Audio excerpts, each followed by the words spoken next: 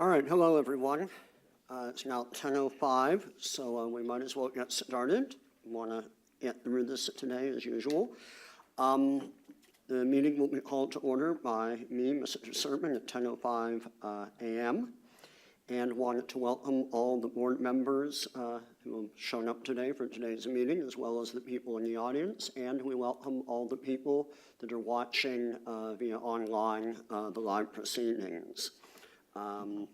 Go ahead, take it, Michelle. Okay. Good morning, everyone. Meetings of the Industrial Hemp Advisory Board are open to the public and comply with the Bagley Clean Open Meeting Act. This act allows for public comment on all agenda items. Audience members may address the board following each agenda item. Please step up to the podium and use the microphone when doing so. All speakers from the audience are limited to 3 minutes to ensure that everyone who wishes to comment have an opportunity to do so. Are there any members of the audience that require accommodation in order to participate in this meeting? Okay. So we have a sign-in sheet in the back. Please sign in when you get a chance. It is not mandatory for attendees to sign in to participate in the public meeting. It's simply to help with minutes and communications to interested parties. All right, we'll do a quick roll call and introduction of the board members. My name is Lawrence Sermon. I am on the board of the Hemp Industries Association. I'm also the president and owner of Hemp Traders. Matt McLean, founder and CEO of Recreator Hemp Apparel. Rick Garola, Tama County Agricultural Commissioner, representing the California Agricultural Commissioners and Sealers Association.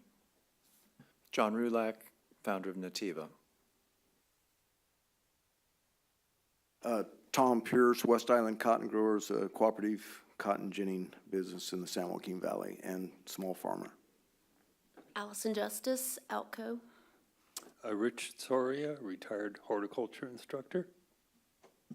Joshua Chase, Kumbaya Farms. Joshua Kress, Program Manager of the CDFA Nursery Seed and Cotton Program. Michelle Phillips, CDFA. All right, each board member here should have a personalized folder with all the handouts. The copies of the agenda are also available for all the audience members on the table in the back. All the handouts will be brought up onto the screen, and copies can be provided provided after the meeting upon request. I would ask now all board members to briefly review the agenda and request for any changes or corrections to the order.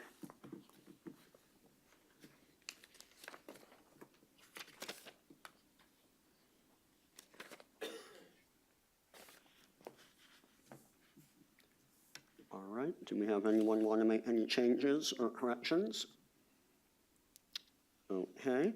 So the two primary topics for discussion for this meeting will be the report from the approved seed cultivar task force and the report from the sampling and testing task force. Board members, just so you know, you are listed on the website, and we would ask you to take a look at the website and let the department know if there need any corrections on that. Okay, bathrooms are located out of this auditorium doors to the left. The first two doors on the left is the men's. The women's is down the hall around the corner, or you can go up the stairway at the end of the hallway. We have water bottles available in the back. Please let our staff know if we run out. And then also, in case of an emergency, please exit the auditorium, go back out to the front and across to the park. All right, some quick notes on public comments, and that is all board members have an opportunity to comment throughout the meeting, as well as people attending in the audience. For comments during an agenda item or a pending board motion, we ask that you keep your comments pertinent to the motion at hand. At the end of the meeting, we'll have the opportunity for any additional comments, both related to the meeting and to the items not on the agenda. We do request that all individuals who would like to comment on an agenda item to come up to the podium right over here and use the microphone. We also request that each speaker to state their name and affiliation before commenting. It's not that we really have a large number today, but we will be limiting the comments to 3 minutes unless there's any follow-up questions from the board. And if needed, we will be timing the commenters and trying to provide a warning prior to the time limit ending. We thank everyone for your consideration as we try to provide everyone with an opportunity to comment during the proceedings.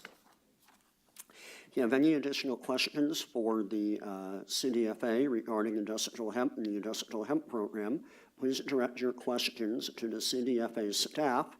You may contact them by emailing industrialhemp@cdfa.ca.gov or calling 916-654-0435. And now we will go right on to our first discussion today. That's the approved seed cultivars task force report. This will be led by Joshua Chase and Matt McLean.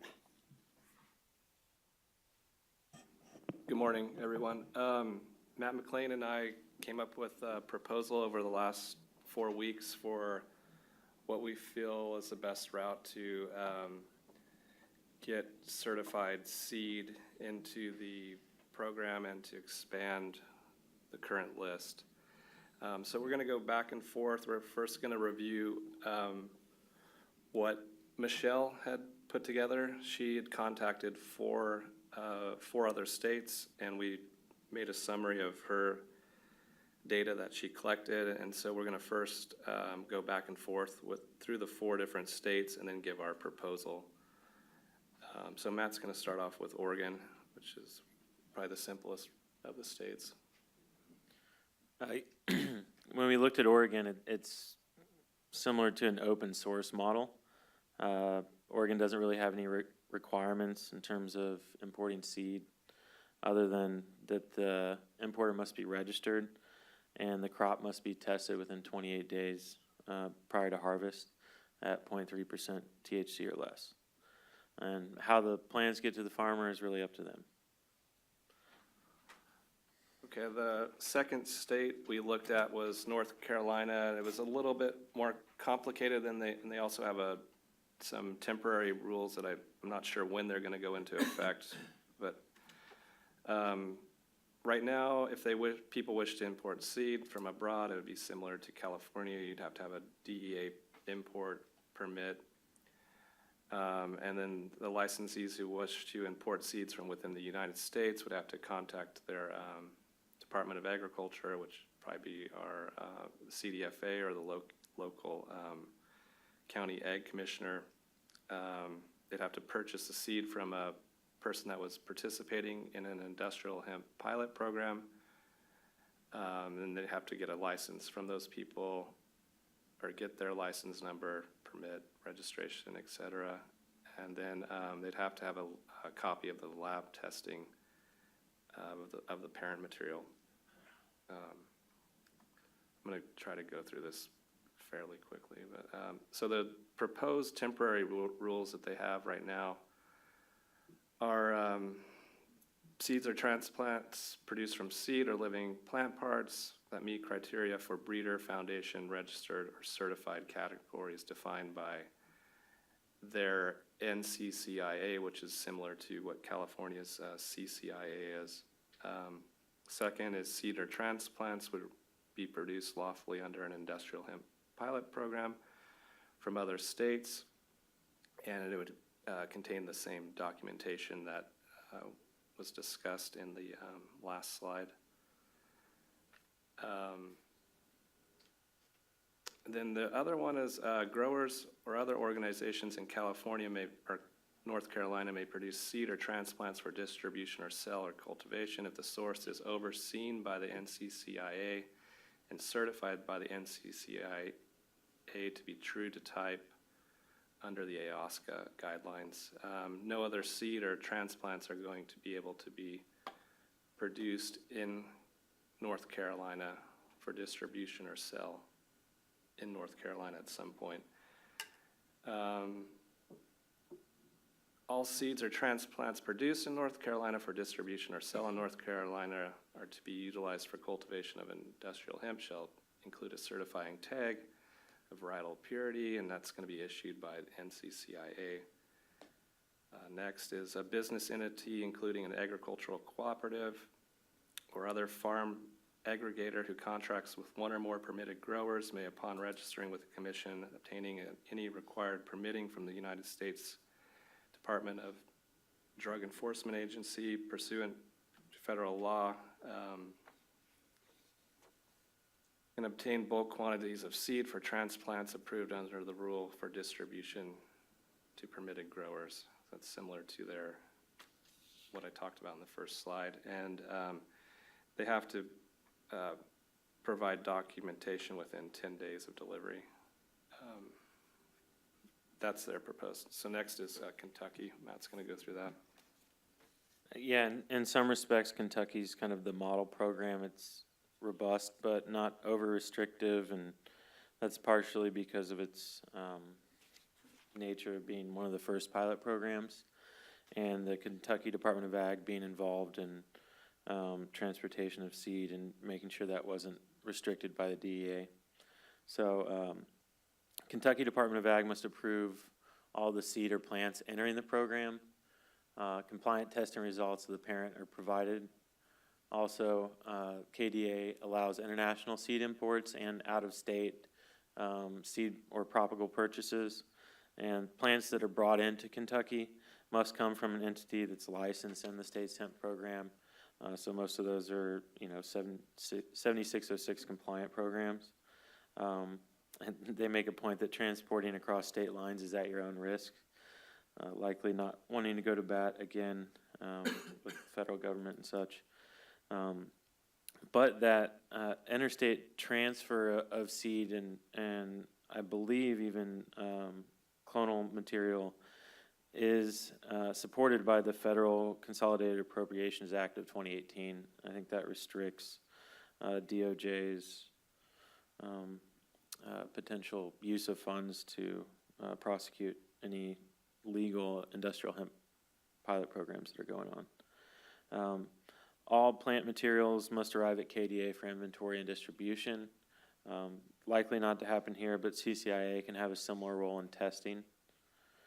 And performance of the varieties or strains and the THC results are tracked by the KDA. That would be something we would request for the CDFA with the implementation of a pilot program.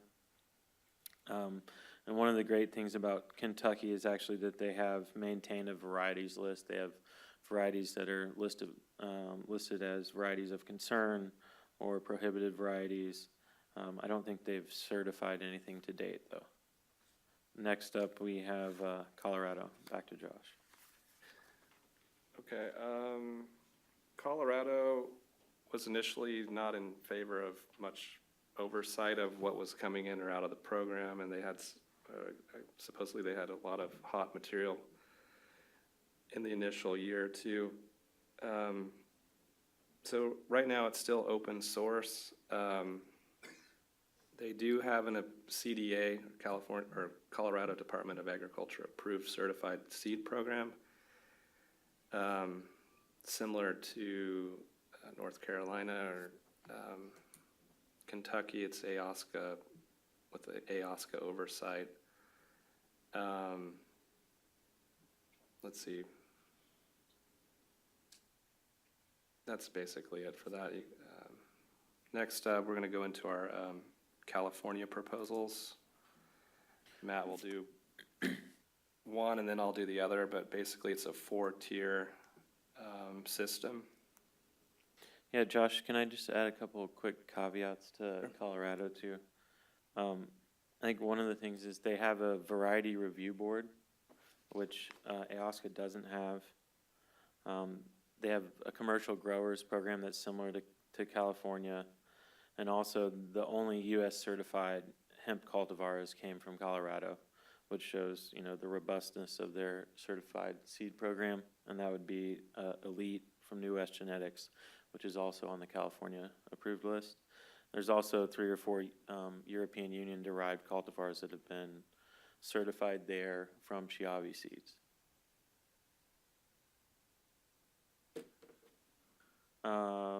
Now into California, the Golden State. So as Josh said, we basically have tried to lay out 4 levels of approved seed or plant material that could come into the state. So the first one would be seed or transplants produced from seed or living plant parts that meet the criteria for breeder, foundation, registered, or certified categories as defined by the California Crop Improvement Association, including certification by other seed agencies recognized by CCIA. All such seed and transplants shall include a certifying tag of varietal purity issued by CCIA or another official certifying agency. I think one thing of note there is that the cultivars don't have to have gone all the way to the certified level. They could have gone through the first year of the certification process in breeder form, second foundation, and so forth, and still be provided to commercial farmers. And that's very similar to North Carolina's program. I think that helps to build out the in-state seed supply.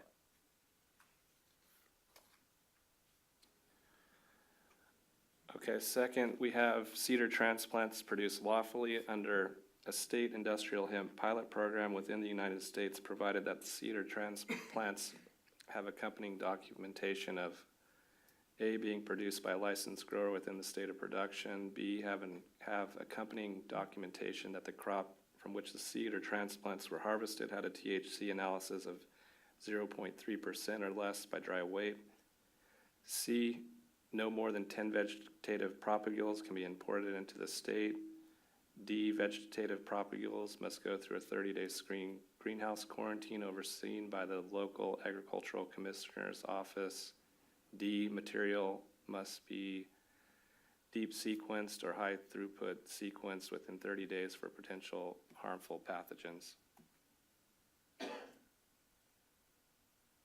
And then Matt's going to read the third one. And the third level would be particular to seed or plant propagals coming from other countries. So seeds and in vitro plants may be imported from other countries under a DEA permit or USDA phytosanitary permit. The material must be accompanied with a THC analysis of less than 1% THC. So OECD approved varieties could be included in that. B, plants must go through a 30-day screen greenhouse quarantine overseen by the local agricultural commissioner's office. And C, material must be deep sequenced within 30 days for potential harmful pathogens. One of the things that's not up there, but kind of a question is, must these be certified seed cultivars, or is it more of an open sourcing? And point 4, back to Josh. I had a quick question on that. You're referring to clones in that regard? It could be seeds or in vitro plants, which would be vegetative clones or propagules. But it would have to be in vitro. It wouldn't be cuttings, yeah.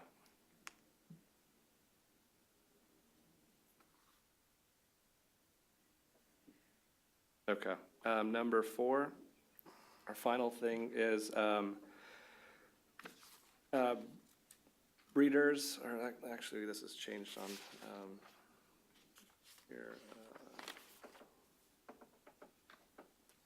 California growers, breeders, or other organizations in California may produce seeds or transplants for distribution or sell for cultivation if the source from which the seed or transplants were harvested from had a THC analysis of 0.3 or less by dry weight. I think there was another version where it was breeders or established agricultural research entities could produce seed, but the mother material that had to be tested, and then it could be distributed. I think there was a draft that maybe got lost it between here and there. But that's our final recommendations. Does anybody have any comments about it? Can you explain a little bit more on a couple of them? You talked about a 30-day screened greenhouse quarantine. Can you explain that a little bit more? Yeah, so the thought behind that was that material coming into the state, we would screen it. It'd have a 30-day period where it'd stay in a screened greenhouse, and the agricultural commissioner would oversee that and visually inspect it for insects and other potential pathogens. And there's a requirement for the deep sequencing or high throughput sequencing that would probably cost somewhere around $500 to $1,000 to screen the whole plant for any potential bacteria, fungi, viruses, viroids. And the thought there is that we could start to see what's coming into the state and how clean it is, and see if there's other pathogens within the plants that are going to affect other crops in the state. All right. For debate, I guess. I bring that up because you're requiring a phytosanitary permit to bring it in, whether out of state or out of country. And that's basically what a phytosanitary certificate is. It's basically certifying that it's free of any of pathogens or insects. So I'm a little confused as to why, if you have that, you need an additional 30-day. Well, not necessarily. You can have a phytosanitary permit, but there's usually oversight, especially coming in from out of the state on other crops. There's an observation period and testing period. So it's not necessarily certifying that it is free of pathogens. I guess there are other crops where the U.S. recognizes certain agencies' protocols as similar to theirs, so they can bring stuff directly in without that testing. But I think it's not too limiting. It's a 30-day window there. All right, a couple of follow-up questions to that. Josh, Chris, are you aware of seeds or crops having to come into California that then have to undergo another 30-day period? So, well, I was discussing this with Josh earlier. I mean, there are a number of crops that if you bring them in the United States, they do require some type of a quarantine. So for instance, if you want to bring in grapevines from almost anywhere in the world, when they come into the United States, you have to do it under a controlled import permit from the USDA APHIS, and then there's a quarantine period that's actually, I think it used to be up to 3 years because there were index tests that required that took that long to do. So I mean, there are a number of crops that do require quarantines coming into the United States. I don't know of any that specifically require for California. That doesn't mean there aren't any, just not any I'm aware of. Right, so is that normally a federal law that regulates that, or is it California law? It's generally federal. It's usually, for post-entry quarantine, it's generally federal law that we're enforcing, and it's a collaborative program between the feds, CDFA, and the counties, and we all work together on that. All right, and then I'd like to ask Tom, as a farmer, are you required to quarantine anything you bring in from out of state for a period of time? Personally, I have no experience with that, so I don't think I can answer that. I do have a question, though, of Matt or Josh on this. Of the states that you reported on, is there any state that you like the way they set this up? I mean, out of ones that you reviewed. We tried to look at these 4 states and compile all the things that we liked most about the programs into this proposal. And these are the only states that have No, programs? there's, I think there's 29 states or something now Yeah. that have hemp programs, but these were the 4 that we reviewed. When you were doing missed it. I jotted down here, I'd like the acreage, and you may not know that, the acreage in 2018 that Oregon grew, Kentucky, North Carolina, all the state. Does anybody know? The total? I don't. I think Kentucky's around like 7,000 acres. Colorado was 10 to 12,000. I'm thinking harvest of last year. I don't think anyone's harvested yet. I thought Kentucky was quite a bit more than that, but anyway. Well, they had some of it flooded out. I think they planted 10, harvested 6. I could be wrong. I mean, think the- that's right on the Kentucky. Yeah, I was just looking at the numbers. There's a vote hemp, I just don't have it handy, but there's a vote hemp report showing what the acres were in 2017. And Yeah. I think Kentucky was a little less, Colorado was more, Oregon was up there too. Yeah. And then I heard that Montana has a lot of acres in the ground this year. They're gonna be one of the next up and coming leaders. What about California? We're getting there. So what they say, work in progress? Yeah. I think a good synopsis of these 4 levels is the first one is pretty much the certified seed program that the CCIA would run, along with the QA program that Alex walked us through last time, which could include like landrace or heritage varieties, or genetic material, I think is what it was called. And the second one would be the industrial hemp pilot programs running in other states. So if they have proper documentation or certificate of authenticity, those varieties would be applicable. Third is the importation from overseas with a DEA or USDA phytosanitary permit. And the fourth is kind of a catch-all for people that may not want to go into a certified seed or QA program in California, but have varieties that are already in state that have tested under 0.3%.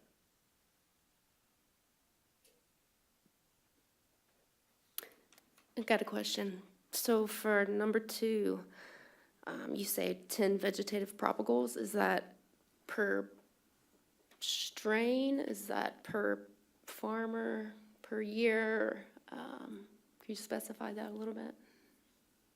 Thinking that was per shipment, per variety, or Okay. it kind of opens up the door for, I don't know if it opens up the door for somebody bringing in 100,000 shipments or. Yeah, Or it something, limits I don't know the if we could endpoint. say per variety, per entity, or importing, or Yeah, might need to be clarified there. I like what you just said, yeah. Okay. And then the next question I have is maybe for you, Josh. Who's going to run this greenhouse that these plants are going to be quarantined in, and how does that get paid for? And I feel like that's going to bring in some problems. Okay, yeah, good.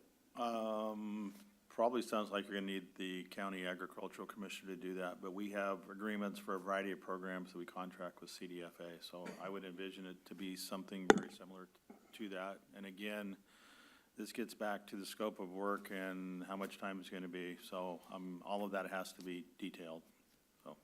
Yeah, I mean, you can correct me if I'm wrong, but for current post-entry quarantine, it's the grower who, sets up the greenhouse and maintains the plants and does everything of that nature. And it's either county or CDFA staff that come in and do inspections, and there's usually an hourly charge for that work, just based off of the general hourly rate. Yeah. A question on the, it says material must be deep sequenced. I don't know what that means. That's a high throughput sequencing where you grind up plant material and it replicates all the genetic material in the plant, and that could be anything beyond plant material. It'll be all the plant material as well as all the fungi, bacteria, viroids, viruses, whatever's in there. So you get a broad picture of that. There's programs that identify all that material and say, these are all the known species that we've found, and then you might come up with other stuff that says this is some new viroid or new bacteria that hasn't ever been found. All right, actually, Tom, to answer your question, I was able to pull up the report from Vote Hemp that actually shows in 2017, there was 25,713 acres of hemp grown in the United States, and there were 1,456 licenses given. The number one state was Colorado with 9,700 acres. Followed by Kentucky with, followed by Oregon with 3,469. And then some states had as little, like Nebraska grew as little as 1 acre last year.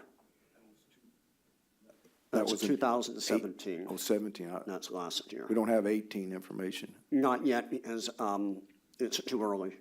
They may have given licenses, but we don't know exactly how much was actually planted and grown. I think it's probably up at least 30-40%.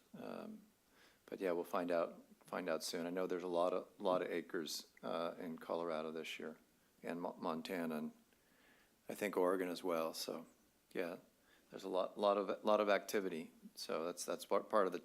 There's a lot of frustration in the industry that that these states are moving ahead, and California is we're trying to work through some of our challenges, but it's been this way for a while, and I think that's the farmers in the industry really want to see what we can do to get going. But I think these other states are definitely getting a lead and having an economic opportunity that our state is not. I think someone said we might have missed $50 million, maybe an investment opportunity or what have you, just with the current rules. All right, we're going to get back to that question in a little bit. John, we'll talk a little bit about that more. But in regard to the proposals or the recommendations for the bringing in seed, approved industrial hemp seed material, do we have any other questions or comments from the board on that? I'll make a little bit of a comment. I love what you guys did, Matt and Josh, although I'd be hesitant to put any more restrictions on farmers or growers or processors or anyone who wants to grow hemp in California, especially if it would have to involve more of the state agencies, as it seems to really muddle the waters and make things very complicated, difficult, and expensive. Anyone else have any questions or comments on that? I think the purpose of this was to actually widen the breadth of seed and plant material that could come into the state. So especially with like kind of the catch-all of level 4, if it's already in there and it's tested below, it's able to be grown. So I think it's a pretty good path forward as long as, county ag commissioners don't have too much on their plate here and the program budget doesn't go through the roof. All right, Rip, you look like you want to say I something. just had I wanted to follow up. I would call into question the 10 vegetative propagules. Why is there 10? Can that be expanded? And then on the third proposal, I just have a question why the analysis for THC for coming in from other countries would be 1%.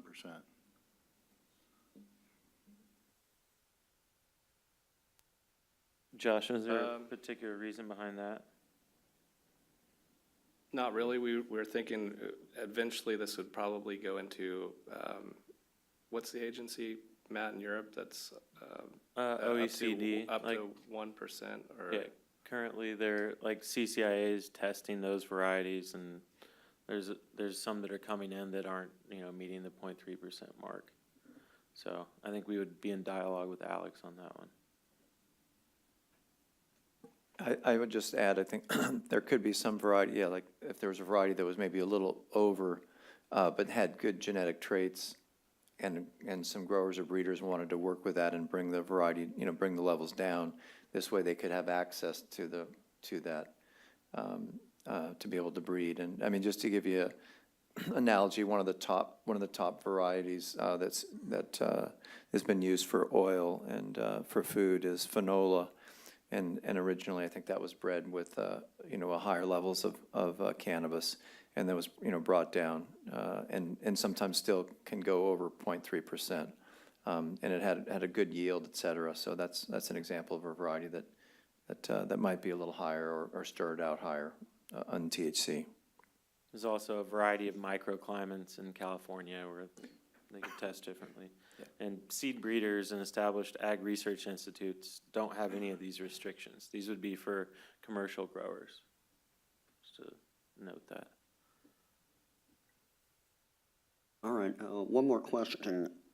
Maybe I didn't quite see it here, but for somebody were to develop strains in California, would they be under any restrictions to sell it within California? I think that's point 4.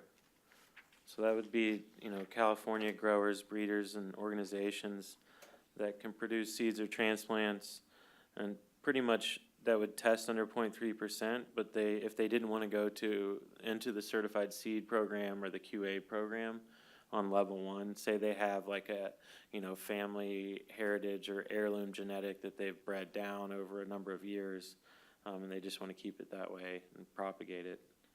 That's kind of the catch-all for in-state genetics that are already here. Okay, any other questions or comments? Yeah, Matt, when you were just mentioning that, it made me think, I don't know, several meetings ago, and I can't remember his name, the fellow from the seed certification, Alex. He mentioned another program that a seed could be brought up, without going through the certification. I forgot what it was. The quality assurance Quality program. assurance. Yeah, and he presented on that at the last board meeting as well, and I think there's probably notes in the minutes. But that kind of falls under level 1, so it could be plant matter. It didn't have to necessarily be seed. That's like the heritage heirloom varietals. I think there's a web page on CCIA's website that outlines that too. Yeah, I think 1 covers both the QA and the other certified program. So the language that you have for number 1 references certified as well as the other levels of certification. It doesn't reference the QA program, so is that something you would want to amend to make sure that the quality assurance program, officially part of a quality assurance program administered by CCIA or one of the other organizations would be included in that as well? Is that what I'm hearing? Yeah, do we need a motion or somebody to move that? No, I just want to be clear. At this point, we're just trying to get clear on what it is that's being discussed and what's being presented. So it sounds like in addition to the levels of certification, quality assurance is a separate program. It's not technically certified. It's quality assurance program from an AOSCA member organization like CCIA.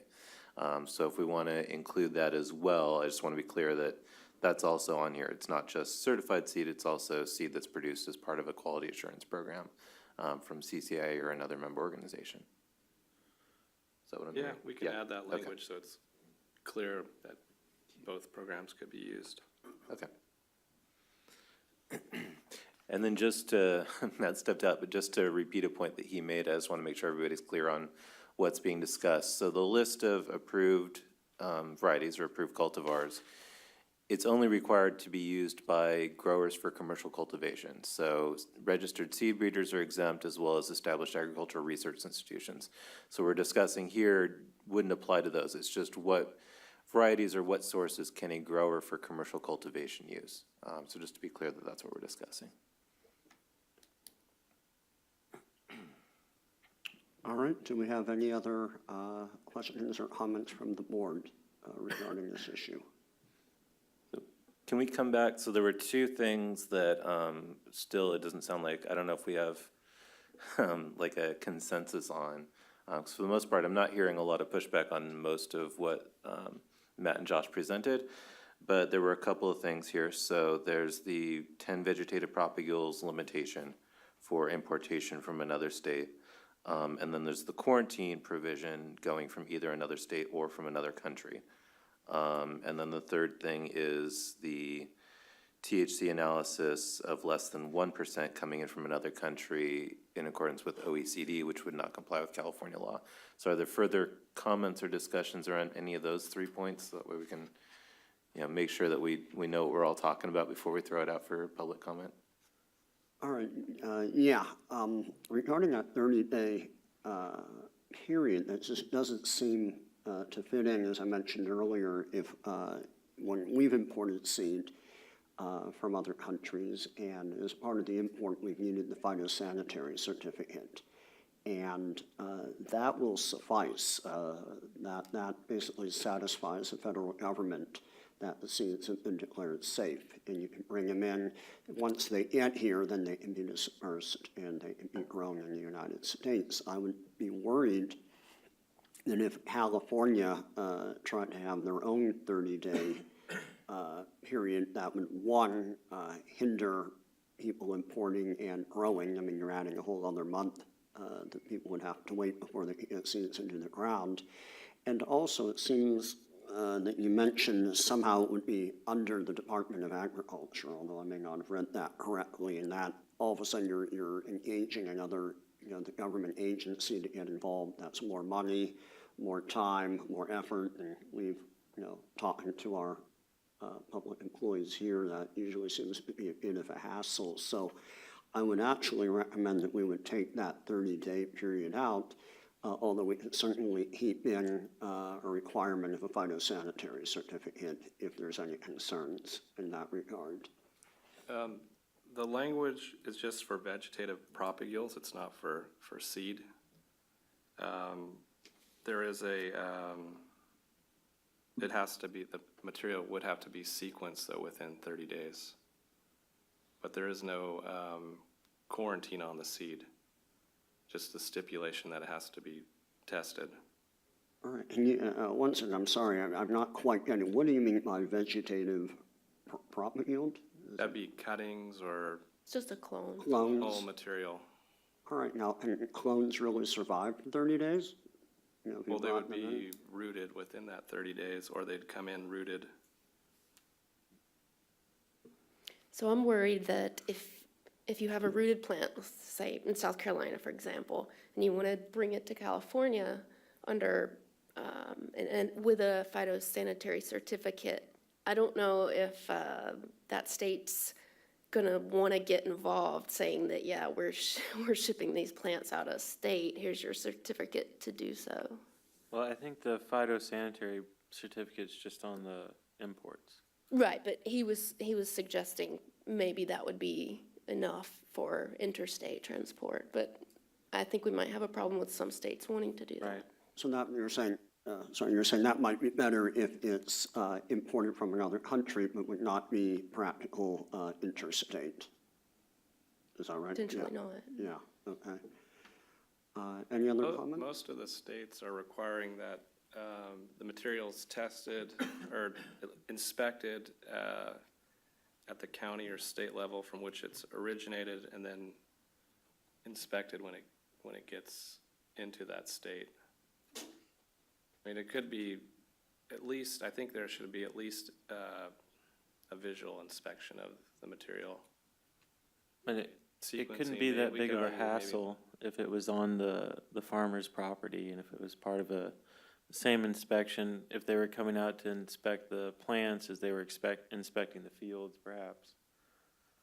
So they're going to have to inspect the fields, the GPS locations, right? There's going to be a local county ag commissioner. Or no, you just submit your application to the CDFA as a commercial grower, and then it's up to the Is there county. any plants that can be brought into the state without some sort of inspection or observation? I think they all have to be treated for fire ants and Japanese beetles.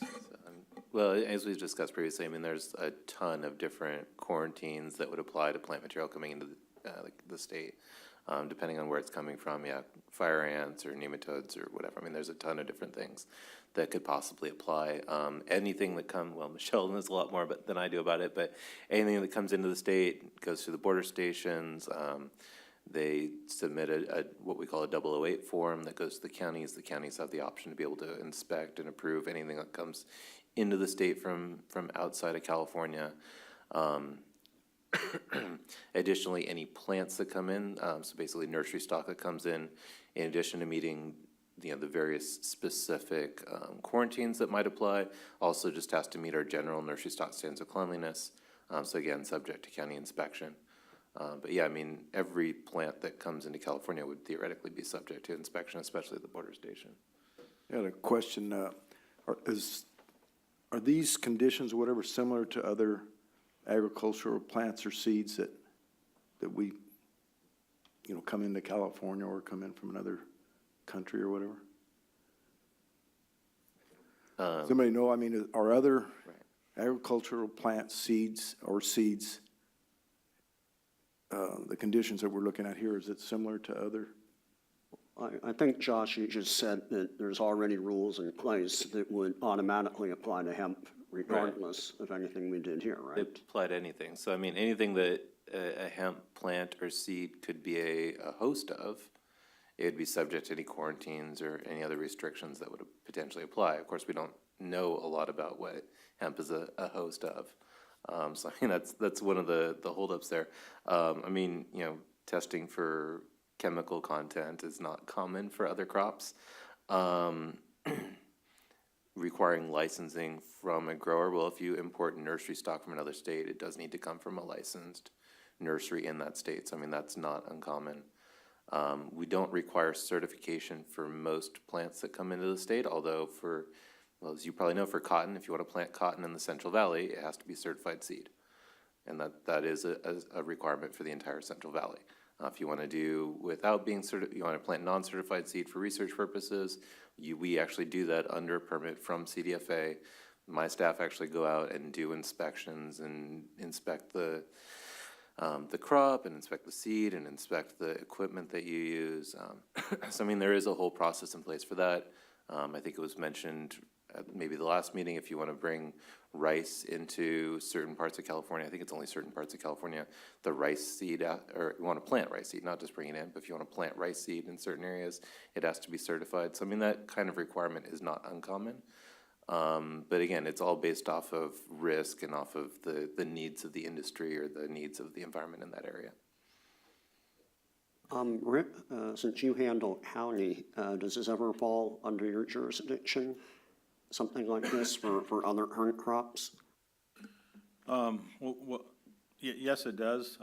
This particular program is not a strong suit for us up where we're at up in Northern California. We do some inspections on screen houses for strawberry plants. We do have strawberry plant production up there, but it's only for the plants. And then the strawberry plants get shipped to other counties and they're grown for berries.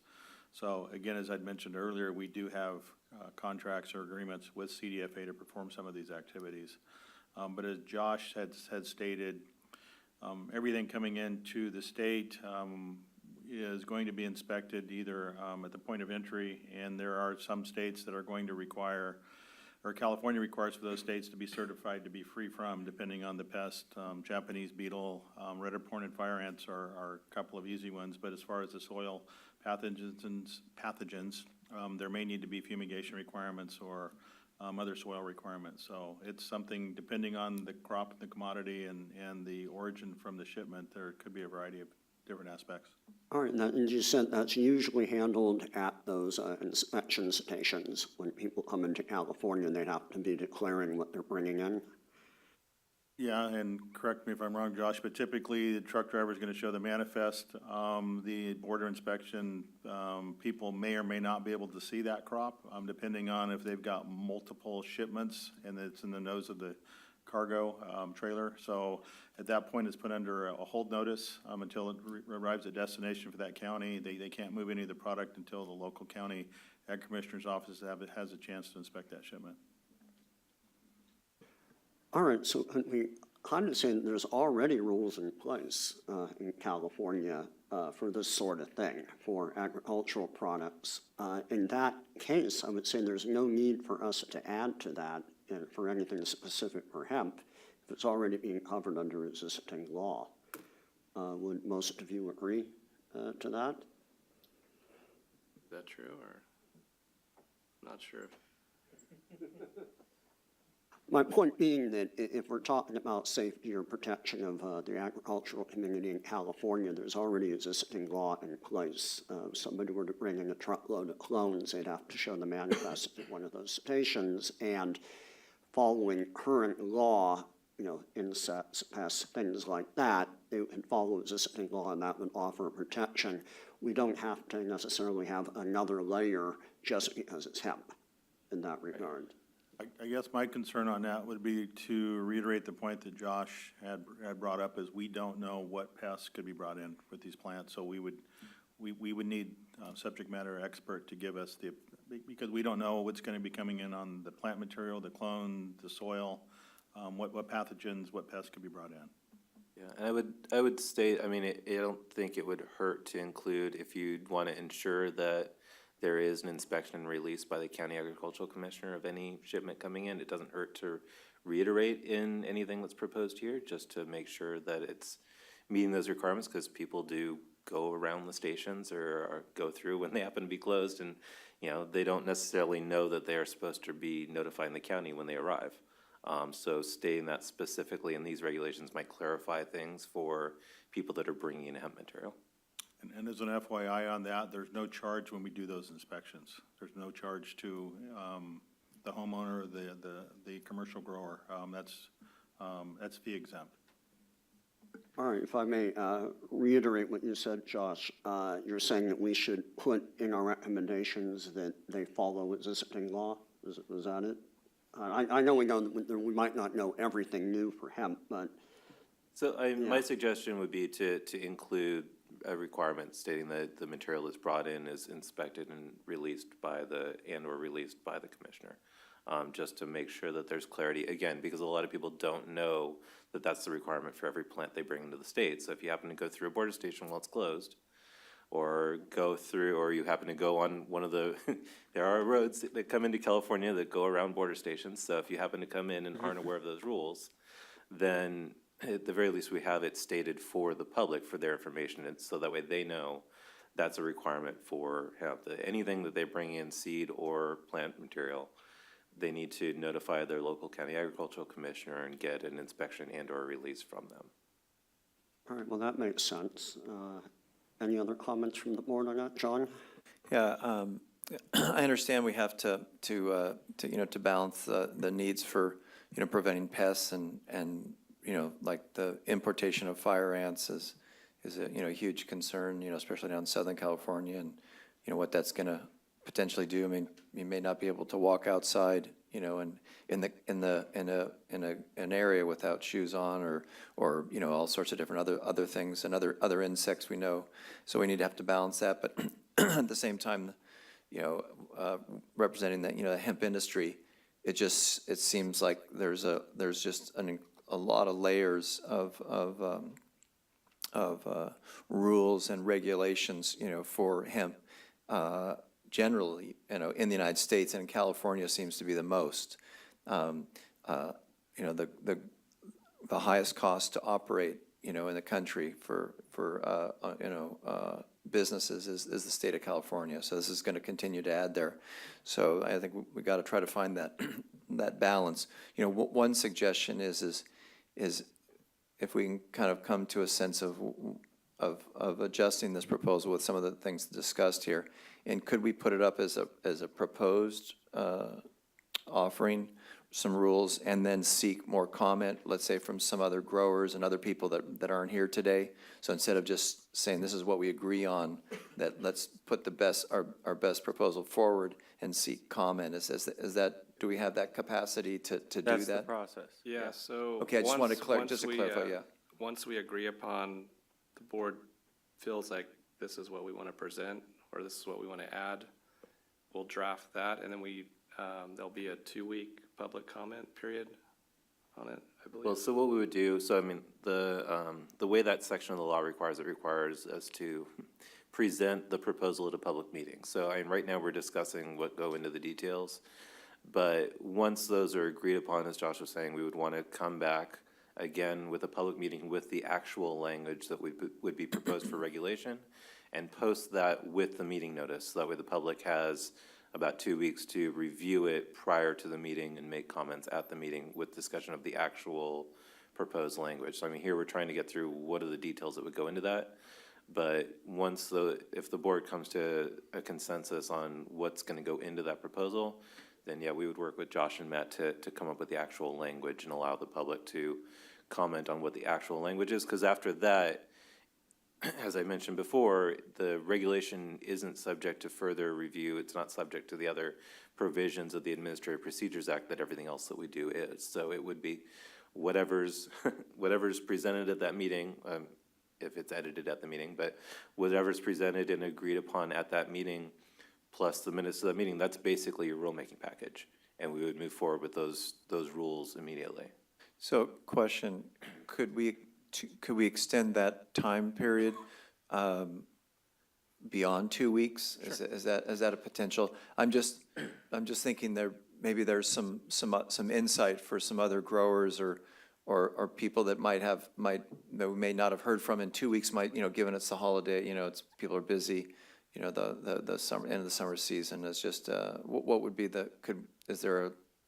Whatever the board would like to do on those kinds of things. And so the 2 weeks, or technically it's 10 days in accordance with Bagley-Keene. So in order for us to have a meeting, we have to have a minimum 10-day notice. There's no maximum, although obviously you don't want to go too far out because things can change beforehand. But yeah, I mean, whatever the board would like to see as far as a comment period and receiving comments and setting up that meeting, that would be up to you all. Good, yeah, so I don't know if anyone has any thoughts, but I'm thinking like 30 days. I was thinking maybe 6 weeks, maybe that's too long, maybe 30 days is sufficient time, just to get some more input. All right, we can probably do that, but before we get to that point, there were a few other areas of contention I'd like to discuss. I think, what was the other one you brought up, the 10 vegetative propagules to be implemented? Matt or Josh, would you explain that a little bit more, because it's a little confusing.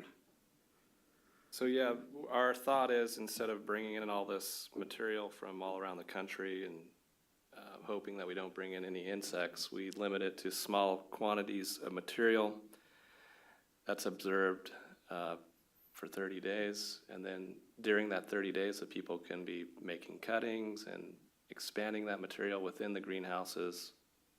But we're kind of limiting our risk of, say, bringing Asian citradicilla from Florida if it does come in on hemp or whatever, which we don't know really what the host pathogens are right now. So we're kind of just limiting our risk right now. And we may be delaying stuff by a month or two, or few months, but we're limiting our risk of spreading other new pathogens into the state.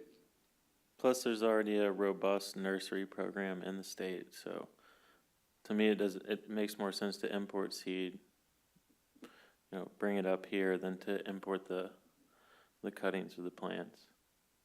There's no limitation That on is. seed, just the testing of the seed. Right. For that. All right, when you say 10, do you mean no more than 10 clones or 10 types of clones? We're saying 10 clones of, say, a given variety. It's, we came up with that, or I came up with that because of, I think grapes is something like 10 or 30 cuttings can be brought in at a time. And that just doesn't seem like that would be commercially viable for anyone if you're limited to 10 Well, yeah, clones. if you're gonna go out and plant 100 acres, it's not viable, but if you bring in 10 cuttings within a month or 2 months, you could have a couple of acres, and within a couple months of that, you could be up to the hundreds of acres. So yeah, it is gonna limit if you want to plant 1,000 acres of some clonal material from Kentucky. It's definitely going to slow down that process. Yeah, that's what I think a lot of people may want to do. Richard? So when we're talking propagals, I guess the word is, or clones, we're just talking small plants, right? Yeah, we're just talking about cuttings that are taken off of another plant and then rooted or not rooted. what about somebody wanting to bring in a mother plant? That- And it's 5 feet high. Yeah, that's not defined in here, just a propagule could be any size of plant. Could be any size. Generally, you wouldn't want to ship enormous plants from another state, so it'd probably be I most used likely to small. have a nursery in Oregon, and I used to keep, my mother plants were in Washington, and I'd ship them across the border all the time. I was in business for 3 years, and without the mother plant, I wouldn't be in business. Yeah, and that's the typical process. You'd take it from Oregon, the county would inspect it, but in that case, if it was coming from a certified nursery, you'd probably, coming from the north, you probably would have unlimited amounts of material you could bring. Seems like in general, there's more restrictions coming from the south to the north than the north to the south. I think there's less pathogens possibly, or I don't know. Yeah. Is there a consensus on that, or, I mean, get rid of it altogether? Yeah, I increase think it, that's just or- a little bit too limiting for it, because I happen to know people that want to get into this business and are going to want to bring in a number of clones, maybe thousands of them, to plant a number of acres of hemp. And if you limit it to 10, that just completely eliminates it altogether. It would force every farmer to have to pretty much have to propagate from seed in order to do that. Any other on that from the board? I understand wanting to mitigate any risk of bringing in disease and pests, but I think it's too limiting. I mean, like you said, if you bring in 10, you're gonna have to have a whole setup for propagation to be able to repeat and plant. So I would say unlimited, as long as it went through the proper procedures of any other plant, and then the commissioner was brought in to look at your shipment. All right, Tom, you had a Well, I comment? was basically, Allison said clearer than I could explain it. I agree with what she's saying, and that was my thought. I mean,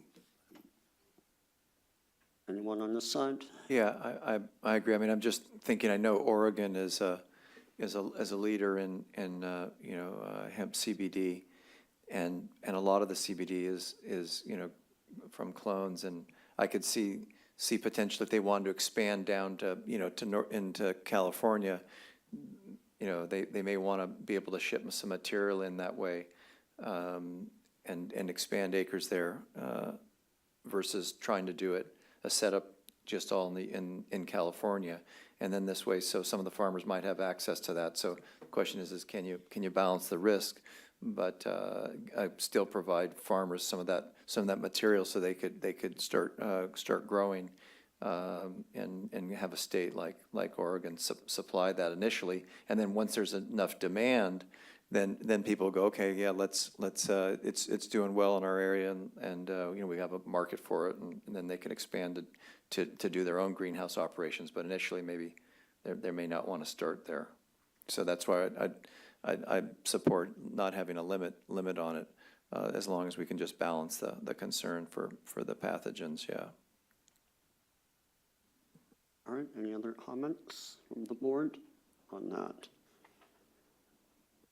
All right, and. I think my Matt? preference would be to focus on the seed and allow an ailing California nursery system an opportunity to really propagate this plant instead of giving preference to clonal material from other states. That's just my personal opinion. Because I don't think that California cannabis growers import a lot of clones from other states. I think that's propagated here, and that's a whole industry. We could do that similarly in hemp. I would just say, my concern is we're already 2 years behind. And next year, I think if California the farmers and the processors don't step up next year, how far, we're gonna be so far behind that we're gonna really miss that, because there's gonna be a lot of production in these other states. With a lot of production, the price is gonna come down, so, potentially, being a neighbor of Oregon, I think there's some opportunity. I mean, ultimately, nurseries can step up, but initially, since they don't have that experience, I think there's some opportunity there. I'm not saying I have any guarantee that even that would happen, but I think that's an opportunity there. I think we want to give California farmers and processors to reduce some of the red tape. So that's why I support removing the limitation there of just 10. All right, anyone else? Okay. Yeah. I'd be willing to expand it, but I still am in favor of a limited amount. And I think that there's existing infrastructure here within the state that can expand varieties quite quickly, and there's a lot of cannabis nurseries as well as commercial nurseries with the know-how and the infrastructure that could expand this stuff extremely quickly. All right, maybe on this issue right now, Josh, would you be able to take a vote of the board, see what we prefer? I guess you can. It sounds like it's pretty clear as far as who has what opinion on this particular issue. What if we expanded it to say 1,000? Well, it's really a matter of freedom. I mean, farmers or nursery people or anyone who wants to get into it should be free to make their own decisions on which way they want to go. If we put any limit on that freedom, then, as John said, we're going to fall farther and farther behind. Well, I don't think that's why we've fallen farther and farther behind. I mean, the legislation was written restrictively in the first place, and we're trying to amend that to provide more opportunity to the farmer. If someone propagates from seed, we're talking literally like 3 weeks, 4 weeks difference from a seed to a clone. And you can import hundreds, thousands of pounds of seed.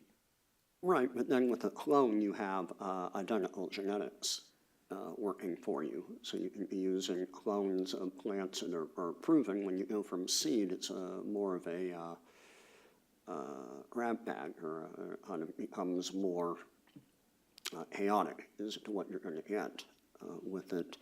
Why don't we take a quick vote on this, and that would be, we'll say, who's in favor of unlimited clones and who would be in favor of having it restricted. Did I word that correctly, Josh?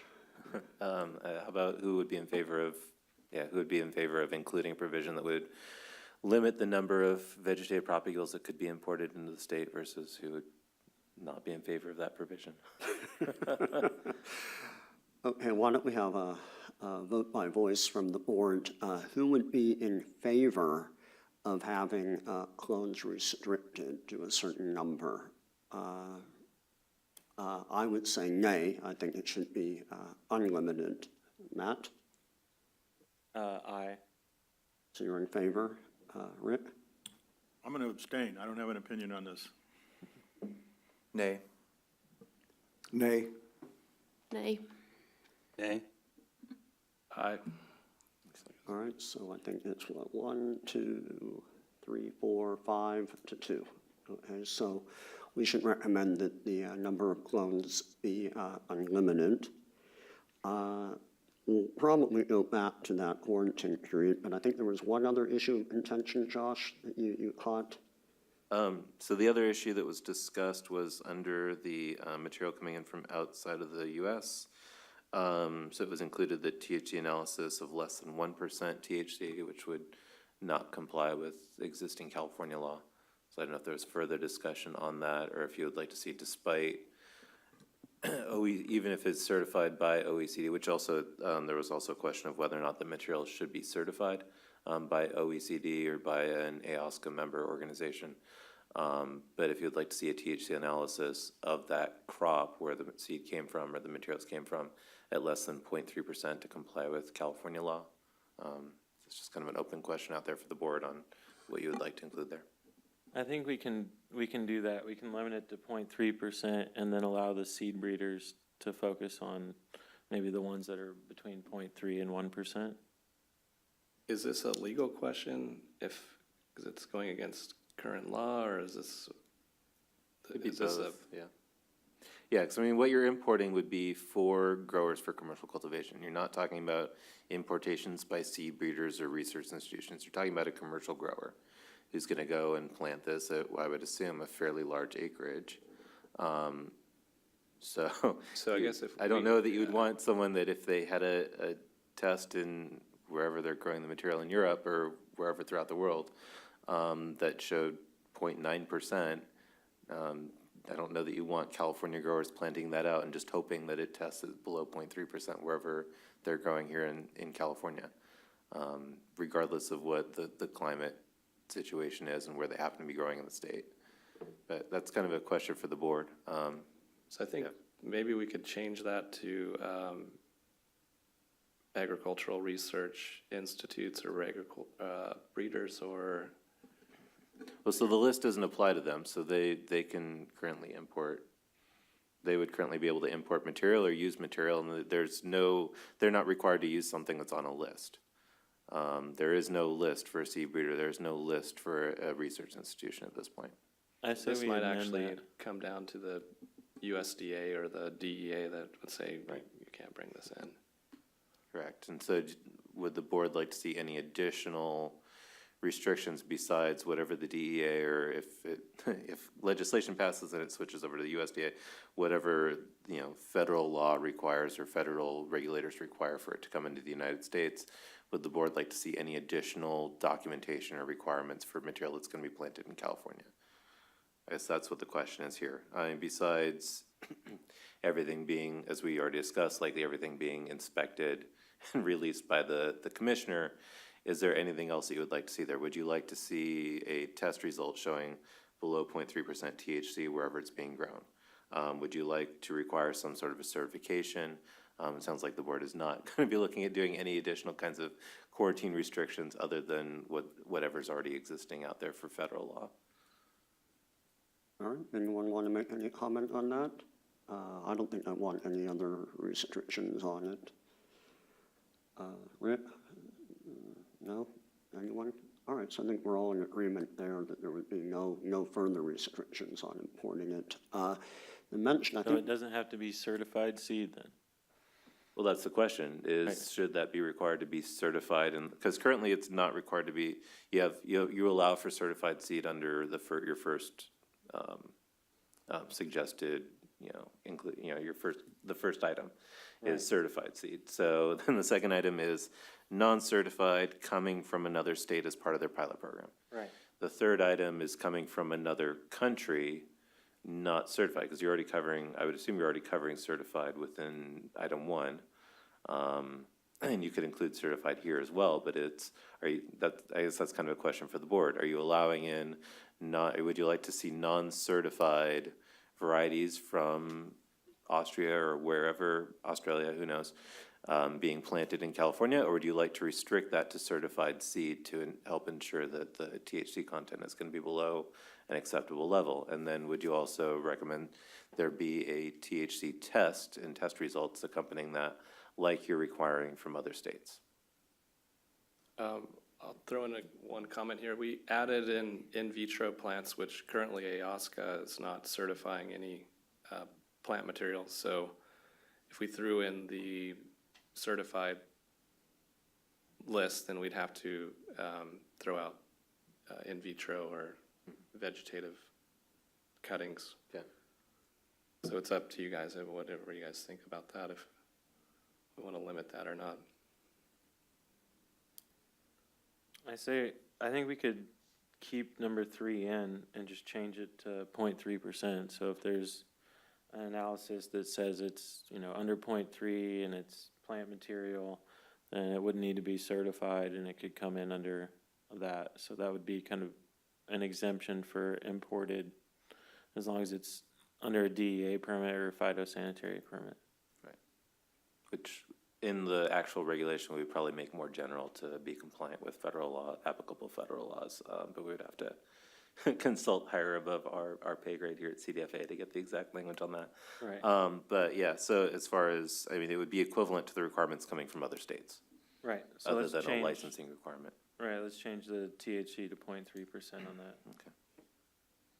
All right, I would agree to that. And then the 30-day screening period, do we need to have a vote on that? Oh, somebody, I think it was already, Allison? I was just gonna mention, because it says in vitro specifically, that's just tissue culture. Oh, correct. Is that what we're suggesting? That's what we're suggesting, yeah. No vegetative plants besides, No, it'd have to come And in being vitro, interested. yeah. okay.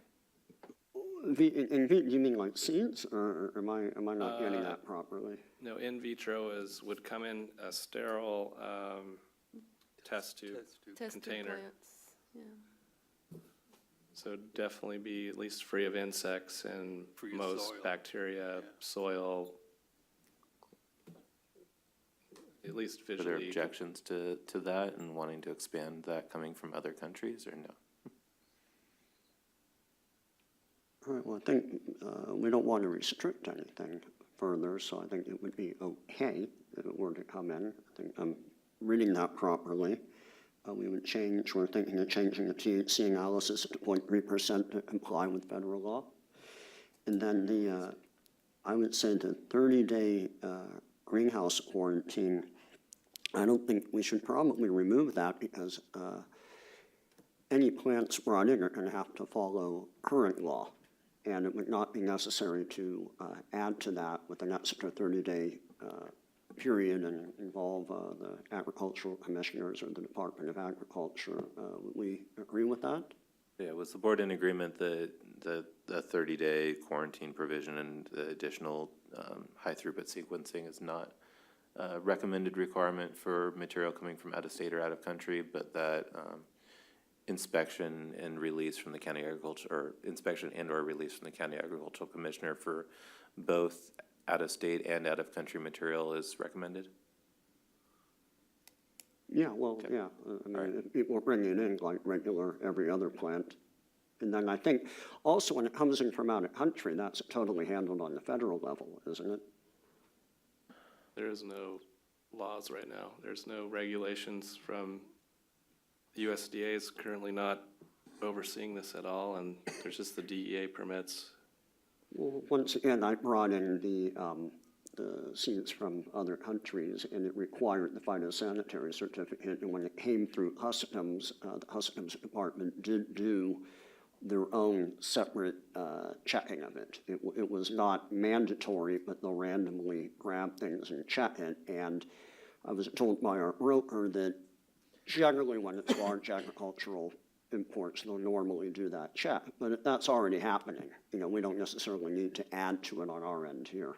So, I mean, as was discussed previously, I don't see the harm in requiring a notification of the county agricultural commissioner and inspection and or release for all material coming in, regardless of the source. So, I mean, yes, there are checks at the border stations, there's checks at every port coming into the U.S., through California into the U.S., but there's only a percentage of that material that actually gets inspected. They do a lot of work, but it's still a pretty small amount. There's a lot of material coming in. So I think including a provision that allows for, inspection and release by the county is not, that'd be my recommendation, I guess, would be to make sure that we include that, to let, again, because it is currently a requirement, but it's not necessarily a widely known requirement. And so to make sure that we're being clear for growers on what's required for them to bring material in. So basically letting the people who are importing, let them know that they need to follow existing law on it. All right, that sounds reasonable. Any other questions or comments on that? A little question here. We're talking about importing from other countries. We had that 1%. Although between states or within the state, would plants or seeds, in other words, if we're going to do it from imports, why wouldn't we allow that 1% if we're going to leave it that way or change it?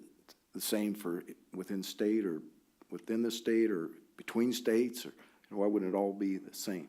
So that was we discussed that, and that was the recommendation is to move forward with 0.3% across the board, to Why don't we comply have with. 1% for? So the 1% that Josh and Matt came up with was the current standard for OECD, for outside the United States, is set at 1%. And so there are varieties that are certified in, say, Europe that meet 1%, but that obviously doesn't meet California or federal law. Okay. And so the recommendation is to adjust that. So that way we help our growers to make sure they're complying. Okay, I think we finally reached a consensus here. Any other questions or comments from the board? Okay, now I think we open it to the public, right? Yeah, anyone from the public want to make a question or comment about importation of seed or clone material to the U.S.? Right, go ahead, Wayne. Hi, good morning. Wayne Richmond, California Hemp Association, California Hemp Foundation. One of the things that I think has not been much talked about is the fact that on the cannabis side, we've made exact provisions on that side of the house for making certain that our in-state farmers have an advantage. And I want the same consideration. I think it's appropriate to have the same consideration for our farmers. So while I understand you don't want to limit things too much, right? And I'm never a proponent for limiting stuff, especially regulations. But I am concerned when we talk about opening it up for thousands and thousands of plants to come in from Kentucky and Colorado, that we're basically shooting our farmers in the foot. And I don't really like that idea. So I'd like to just put that comment out there for some thought about how we protect our in-state farmers, not how we allow out-of-staters come in. That's my comment. Thank you. Thank you, Wayne. Anyone else want to make a comment? Dustin? Hi, my name's Justin Neve. I'm with 7 Generations Producers. We're USDA organic farmers. Our focus is introduction of new cash crops and farming practices for the changing future. Just a couple brief comments. I understand your seed certification process for in-state. It's kind of limiting with CCIA. I mean, it'd be great to get an Oregon law, but I understand the genetic or the disease control. As far as in the United States, importations from state to state or interstate, I would say a quarantine for disease would be great, but a limiting factor for THC percentage outside of the regulated guideline, I believe it's really up to 1%. 0.3% is after you test it, but you should be able to have plant material that's tested higher. It's up to the farmer to grow it. If they grow it and it tests high, then you have the repercussions of that, but you're limiting the genetic potential of California seed stock.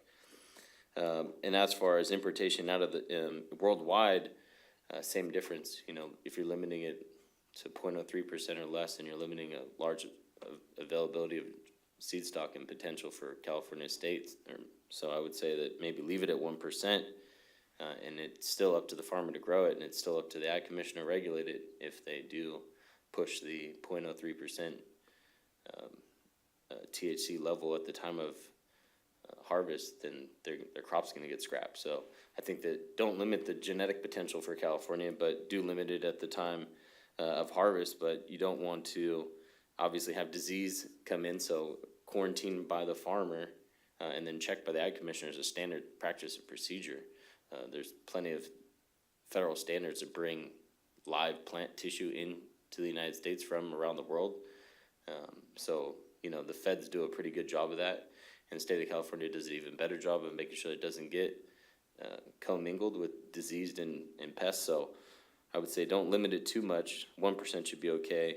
In-state should be okay as well, as long as it's going through the standard quarantine practices along with federal importation of live plant genetics. And clarification, in vitro means in glass. So if you're saying tissue culture is tissue culture, in glass is in glass. So, I mean, when you say in vitro, technically I could have a giant glass jar with a plant in it. So just be careful when you're wording there if that's what you're trying to limit it as a tissue culture status. Thanks. All right, do we have any other public comments?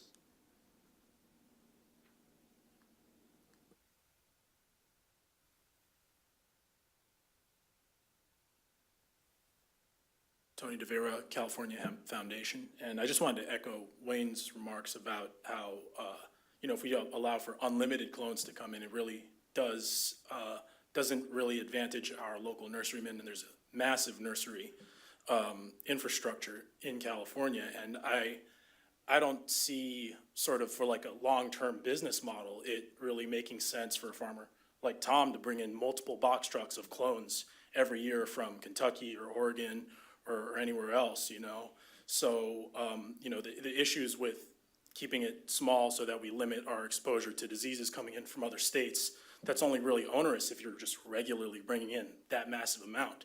And it's not gonna take long at all for our nursery propagators here in California to produce that massive quantity of clones. So it kind of makes sense to just reduce our exposure to, diseases that could be coming in from any of these other areas, whether it's Oregon or Kentucky or wherever else, because it'll be really short work for the nursery industry to be producing all the clones that'll satisfy all the demands for all of our farmers. And then also another point of clarification, I hope it's not me misunderstanding this, but if we have, if this is only allowing for plants to come in vitro in like tissue culture, as I understand that the tissue culturing process, you have a pure culture of the plant. So I'm not sure if it's still necessary to do the deep sequencing, but it could just be, to cross all the Ts, dot all the Is, but, maybe someone with a little more knowledge on that could look into that a little further. Because I could see that being necessary for bringing in clones, like large plant material. A lot of diseases and stuff can piggyback off of that, but the sealed up tissue cultured sample is more or less a pure plant. I mean, maybe you could clarify, Josh. Tell me I'll if my just say understanding is for incorrect. reference, so for other crops, a lot of times they'll do both. So they require the testing, but they also require some type of therapy, which would include like a microchute tissue culture, things like And- that. So yeah, a lot of times you end up doing both. It just depends Okay. on the crop and the risks and things like that. And it's not really feasible for that to have been done on the exporter's end. It could be. Could be, I think it's normally done on this end though. It just depends on the crop. Again, it depends, it's crop specific, risk specific. Sure. I think the in vitro would ensure that you're not at least getting insects or, the visual pathogens that you could see, fungi and bacteriums that may grow in the culture. You wouldn't necessarily see viroids or viruses and stuff like that. Okay. That would be the reasoning behind And then sequencing. the last clarification was that it was limited to in vitro plants only for out of country, abroad. But Just then, out of country, yeah. okay. But we'd still do the deep sequencing for both in vitro plants and then just like clones coming in from other states. Did I I think we understand that struck properly? that, No. yeah. So the board was recommending not including the quarantine and sequencing provisions Okay, for either of those all right. Thank you. currently. All right, thank you, Tony. Anyone else in the audience like to make any questions or comments? All right then, since we've gotten through the first report for the day today, why don't we take a 10-minute break? Do you want to do Josh? a motion to allow the task force and the department to move forward with something for a future meeting before we move on, just to wrap this item up real quick? All right, well, so, I think we Okay, came or to do a you wanna take a conclusion break today. John, do you think we really need to wait for more comment? Well, I think we would like yeah, the process, as Josh was explaining earlier, so the process will be that the task force and the department will go back and develop an actual regulation, the actual language of the regulation, as well as any additional documentation, which I believe is fairly limited for this particular provision of the law, and then would post that along with the meeting notice for the next meeting. Now, obviously, we would have to work with the task force on developing that. We would have to route it to the department to work out any details, but then that would be posted for the public to review prior to the next meeting for public comment and a final approval by the board. But I think it would be best to get a motion from the board to move forward with, being clear on what the list of things that need to be included in that regulation are. All right, why don't I make a motion that we have the Department of Agriculture move forward with a list of regulations for importing the seed in conjunction with what the board recommended today that they will bring forward at our next board meeting. Anyone want to second that motion? I'll second that motion. All right, all in favor say aye. Hold on, we need, before that, additional discussion and then public comment on the motion. Do we want to be clear on what the board was recommending first, just for each of these categories, to make sure we're clear on what the motion is? If that's all right, just to review it real quick. All right, Just for our purposes, to make sure that we're clear when we go back and actually write these things up and write the minutes and things like that. So if we want to scroll back on the presentation to item number 1. So the first category for the list would be seeds or plants that are certified by CCIA, which I believe, actually this would be including not just CCIA, but any AOSCA member organization, correct? Yes. Correct. Yes, and then in addition to that would be adding the quality, that's produced as part of a quality assurance program by CCIA or another AOSCA member organization. Correct. Okay. And then number 2, that seeds or plants that are produced in another state pilot program, it requires that they be produced by a licensed grower in that state of production, requires a test result showing 0.3% or less THC. We've struck number C for the limitation on vegetative propagules, and these last 2 that are combined for D were instead that all materials brought in require notification of the County Agricultural Commissioner and inspection and or release by the Commissioner. okay.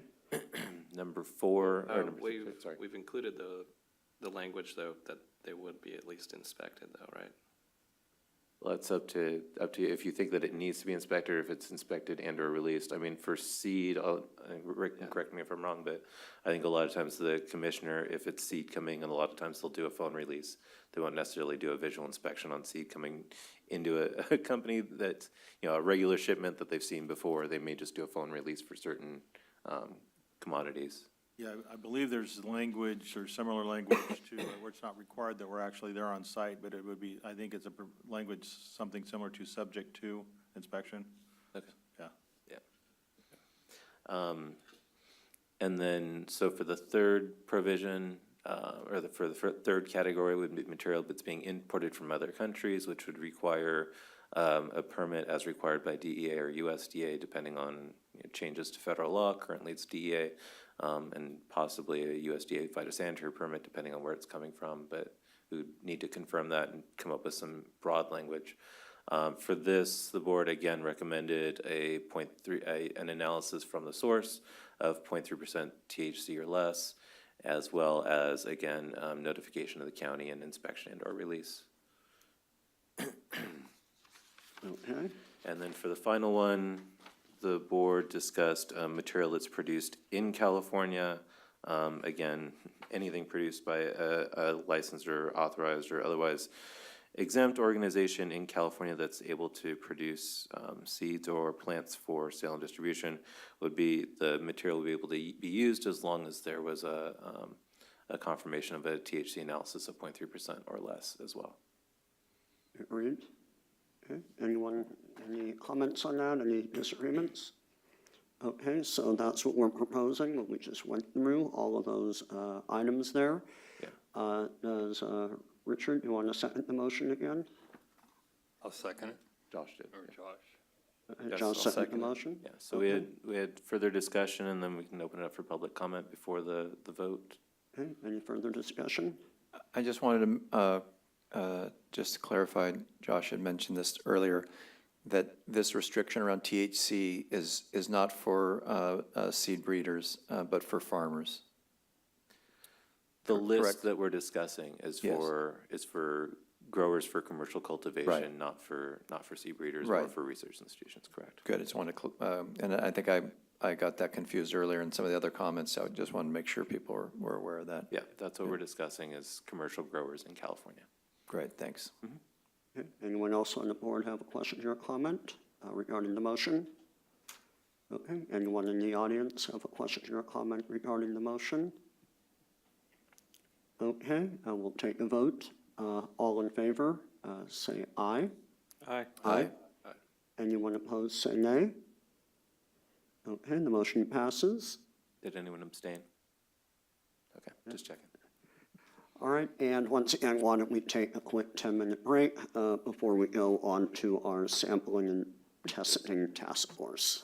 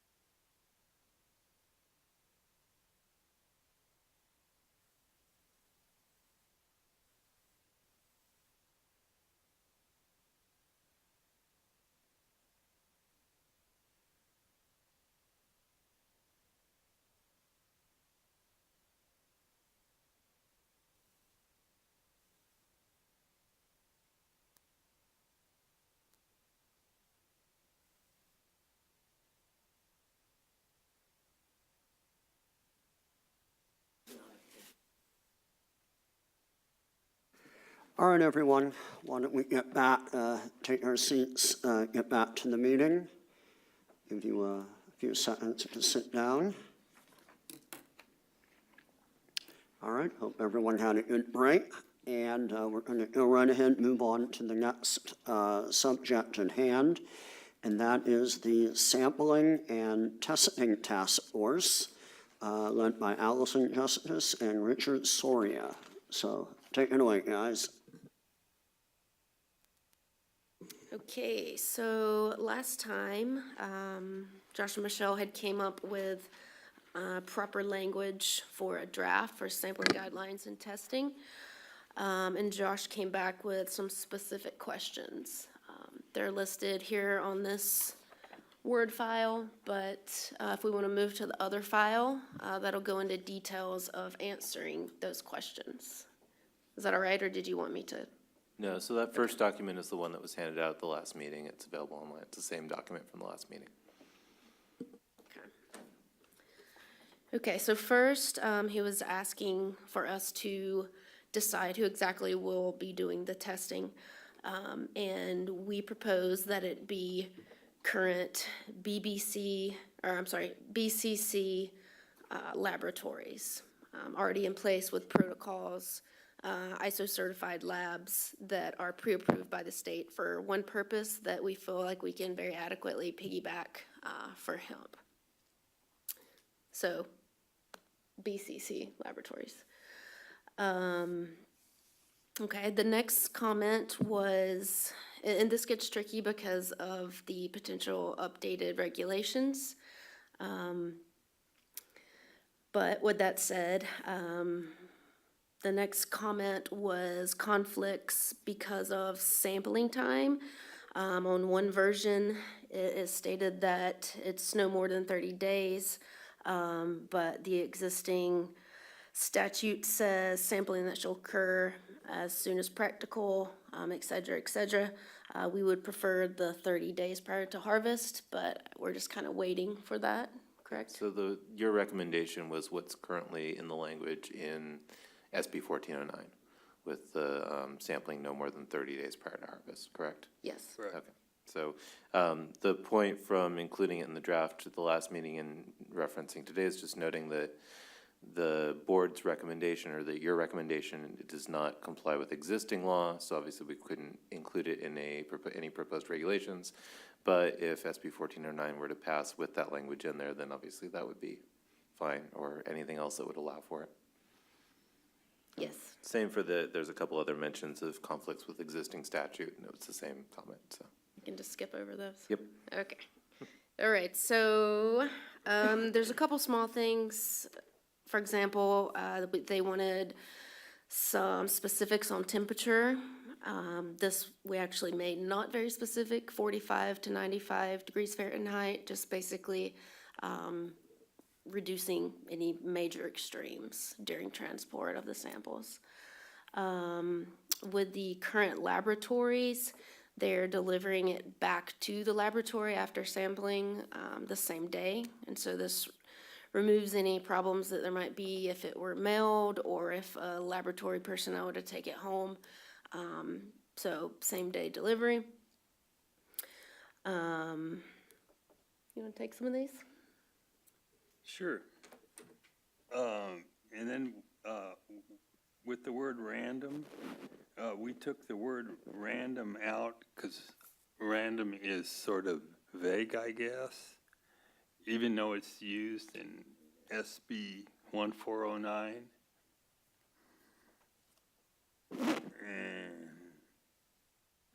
And as Allison said, same day delivery. I know we heard from some people saying, well, they live too far away, like in Nevada, but in California, there are so many labs.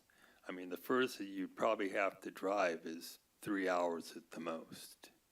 Most people would drive in an hour or under an hour.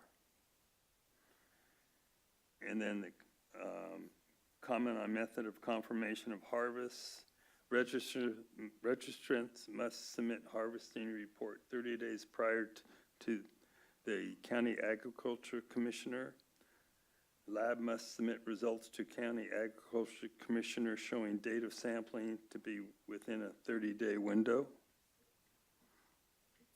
And then content on moisture content, that was pretty vague. We put 13%. And comment on particle size, we just said to go through the sifter. Well, to be in line with the other states that we looked at, they use a 1 millimeter screen. And then comment on harvesting prior to test report. No crop should be marketed, sold prior to test results being received by the grower. Can you harvest before your test results? That's a question that's sort of been in the air. You can harvest, but you cannot market it till your test results are done. So I think in the legislation, it says you cannot harvest until there is a test result. So could we potentially get creative and where that we say, there can be no harvest until a test result. That test result could be a pass or fail. At that point, it could be harvested, commingled, and then you get your second chance test.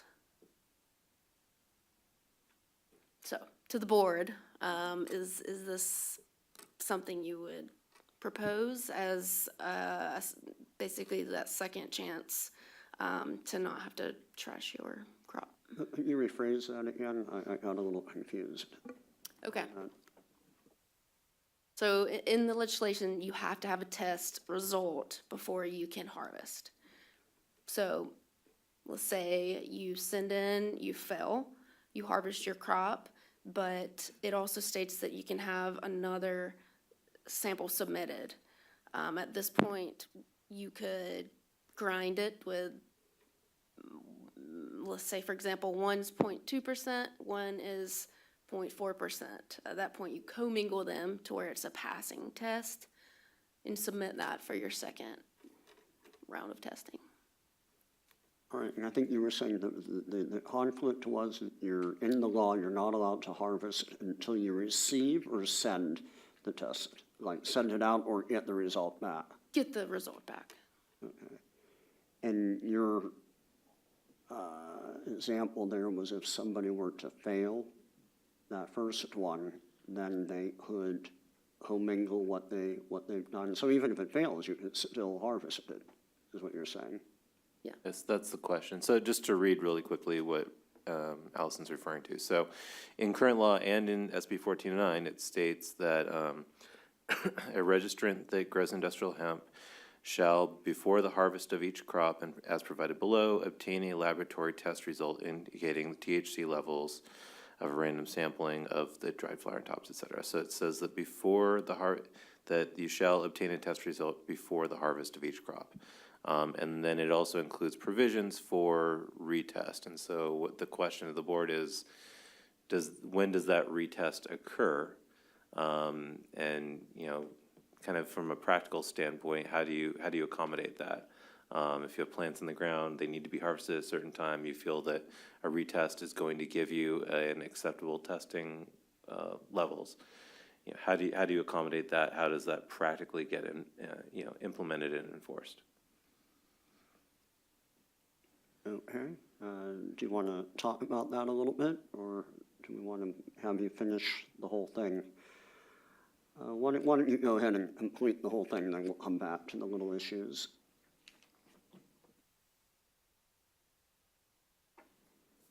Okay, so that basically touched all of Josh and Michelle's questions, but further down, we listed just some general information, like here, the cannabis testing laboratory SOPs. This is what's in the BCC law, provided to the laboratories where they know how basically to act with sampling.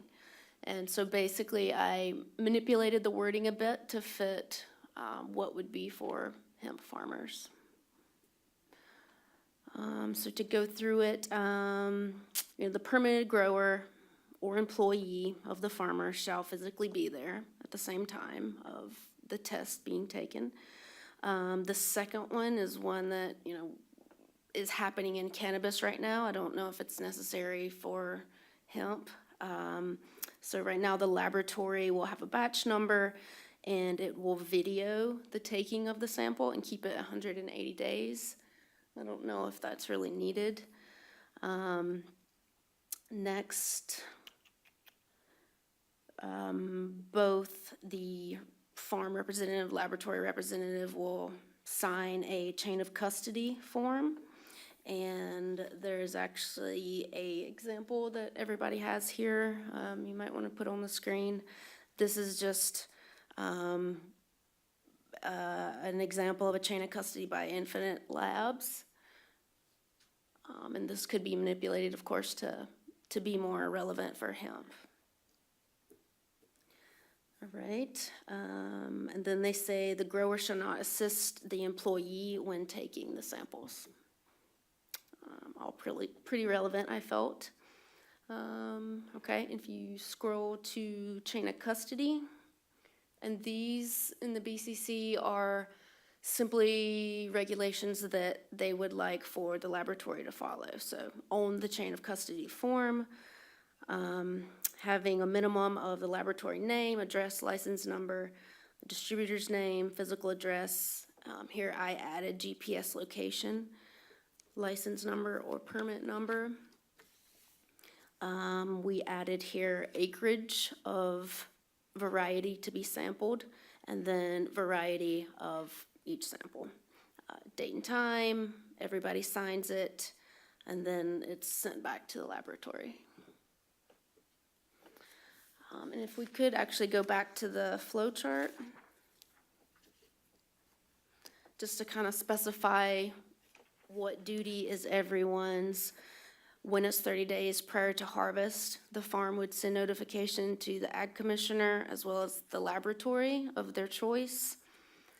The lab would come out, take a sample. Everybody would fill out the COC.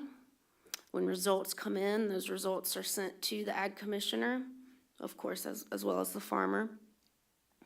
At that point, there'll be a harvest or a destruction, and then the farmer will send a harvest report or a destruction report to the ag commissioner.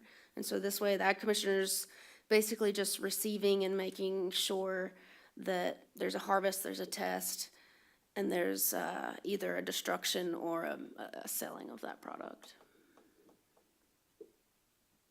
All right, it looks like in your example here, the county doesn't necessarily themselves have to come out to the farm, is that correct? Yes. Correct. And that would be okay on your end, Rick? I mean, that would probably prevent a lot of work for your office or for a county agriculture commission office. I guess not trying to be too facetious, but I don't know what the purpose of even including the ag commissioner. You have no provisions for enforcement oversight. That's what we do. If we're not involved in this process, like we like to believe everybody is abiding by the law, but we need provisions if you have an unscrupulous farmer and get together with somebody from the lab, who's doing the oversight? It doesn't need to be us, it could be law enforcement, but all you're doing in this model is you're giving us results, and we have no way to verify these results are accurate. We have to have some type of enforcement oversight if you want us involved. What would you suggest? I haven't even had a chance, it's the first time I've seen this, but I can certainly give you, there just needs to be some methodology for enforcement oversight. Because this model that you've just presented that I've seen for the first time, we're just getting results.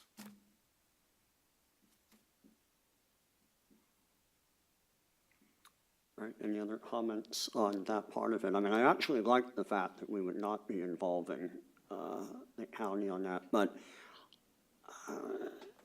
it seems that you have to, in this model, when it's taken, is that you're filming it, and even before it's tested, they're sending a notification to the county agricultural commissioner, and then when that is completed, then they're also sending the results. Is that correct on it? All right, and you're worried about, say, a lab and a farm getting together to kind of maybe twist it if it Again, didn't I'm come just out asking right? enforcement-minded type questions. So what are the provisions, if that does happen? Who's providing the oversight? It doesn't have to be the ag commissioner, it can be law enforcement. More than likely, we would refer that to either law enforcement or the district attorney if we're the lead agency, but right now, we're not the lead agency. The only provision in law is that someone register with us. I agree with Rick. I think it's a valid concern, you know, that we're relying on farmers' goodwill, I guess, or, I know you got the video and stuff, but I agree with Rick. There should be some oversight, more oversight from the commissioner or somebody like that.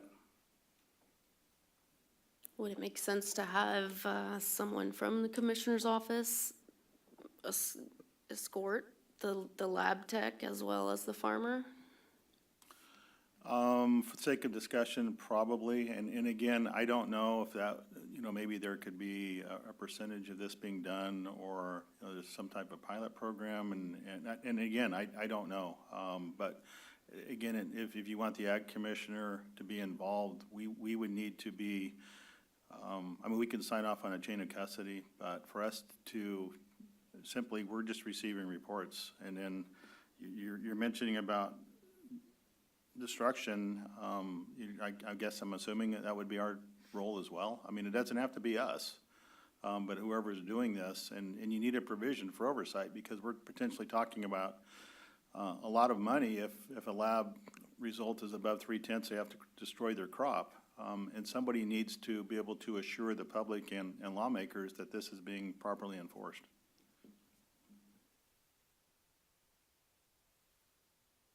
Josh, do you have any comment on this? Or?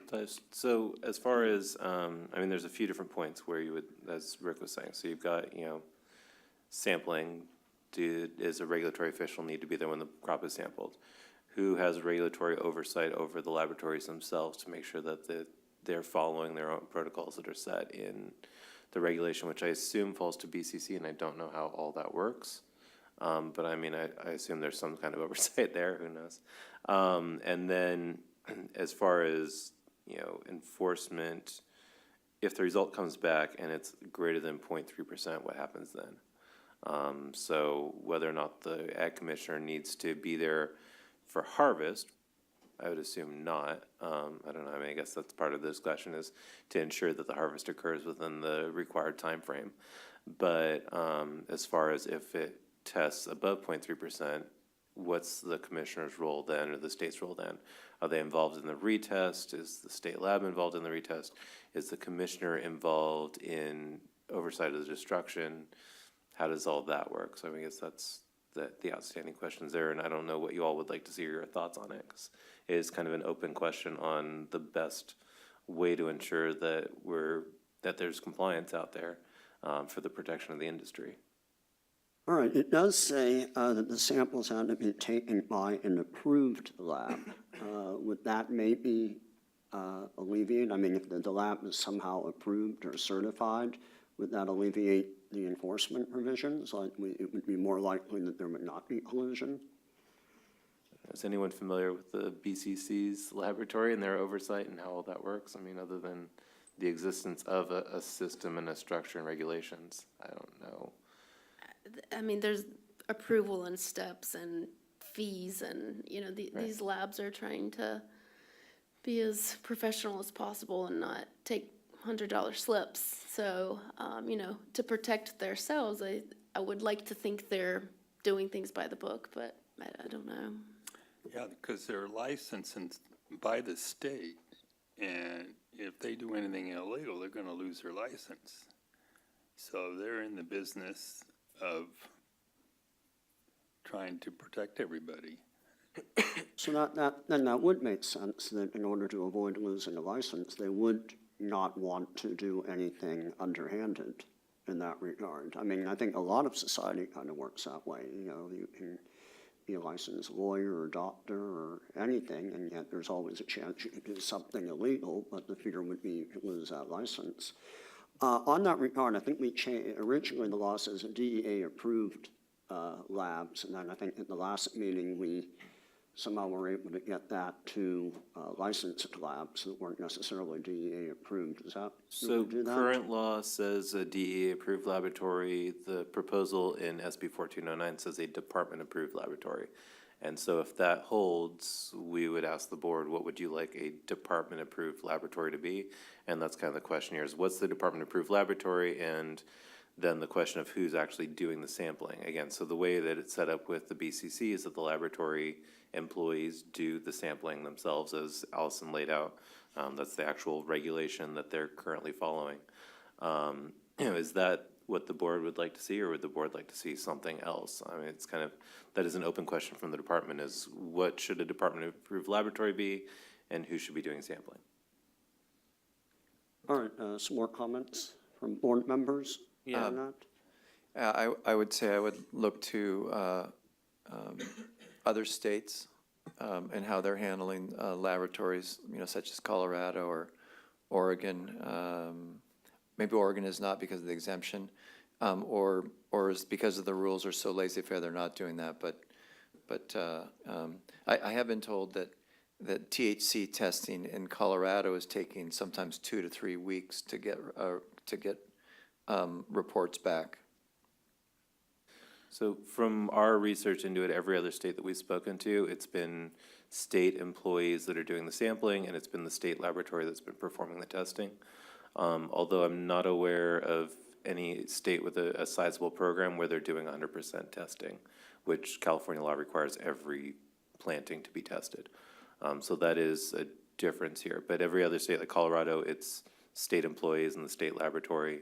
Nevada, it's state employees in the state laboratory. Every other state that we've spoken with, that's the case. How many ISO labs are there in California? Any idea, estimate? I would say 100. Okay. And is the BCC exclusively using ISO labs? Yes. So it's one and the same? I mean, I think that's fine by our standards. And then I would actually try and take the county ag commissioner out of the process as much as possible and do the test, perform the test. If they test hot, a second time, they need to be destructed, or the plant needs to go through destruction, and have law enforcement oversee it. And then just notify the county ag commissioner with, the paperwork, the testing paperwork, the sale or destruction paperwork. All right, more comments? I agree with on the destruction part. If they don't pass the test, you definitely should have law enforcement, because say the farmer just cuts it and ships it somewhere else before somebody could see it. He could say, oh, I composted it in or something, All right, well, why don't we get to that point in the moment, which would be if they fail, how do we handle it? But it seems that if we have an approved laboratory, similar to what the Bureau of Cannabis Control uses, then we could eliminate, licensed lab, we could eliminate that conflict, or you said the oversight with that. And also what Matt said, I mean, California's a large state, and the county ag employees actually go to every single farm, that's growing hemp, the time involved and everything. You may have farmers get on a waiting list and, 3-4 weeks go by before anyone can show up, which could ruin what they're doing. I would think if the lab is certified or regulated, that it would avoid the enforcement problem with that. Does anyone else here have a comment on that? I mean, that would be my recommendation, that it is approved lab. So I don't think you have to have a law enforcement officer showing up, because that's really not their job either, to do things like that. I thought earlier maybe I didn't catch this, when we were talking about sampling, where the farmer was actually taking a sample, or is this just for his own use to determine whether he might be going over? We were talking earlier where the farmer would take a sample, but This is where we're requiring an outside lab to come in and, that's, that seemed, that would work. In other words, I'm worried about, farmer having two fields and one he thought might make it and take a sample in there from that field and maybe the other field. Right, well, I Take think, the I think there's samples. nothing that would prevent a farmer all along from doing as many tests as he wants to see how the crop is going along. But then the actual official one, as you mentioned in your or your scenario, it would be the employee of the lab comes out, does the testing is matched to the registration, and they're even taking a picture at the time, and then you had the handling, what was that called? The Chain of custody. chain of custody. It goes right to the lab, and then the lab would give the results both to the farmer and to the county Department of Agriculture. To me, I would think that would be safe enough, and it would also avoid too much government agents getting involved in it. Other How does comments? that impact the county commissioner being the one that registers and permits someone to grow? Would they also want, that complete oversight throughout, since they are registering these people in that county to grow? I can't speak on behalf of anyone else. Me personally, if current law, it's a mandate that we're required to do that. So we're going to meet that obligation. Would somebody willing to take this on? I would, if it was a mandate. Would I voluntarily take this on if it was fully funded? It depends on what impacts it's going to do to my entire department. If it depends on how big the workload's going to be and the funding source for that. A couple of recommendations just off the top of my head. You don't want law enforcement. You could use county code enforcement.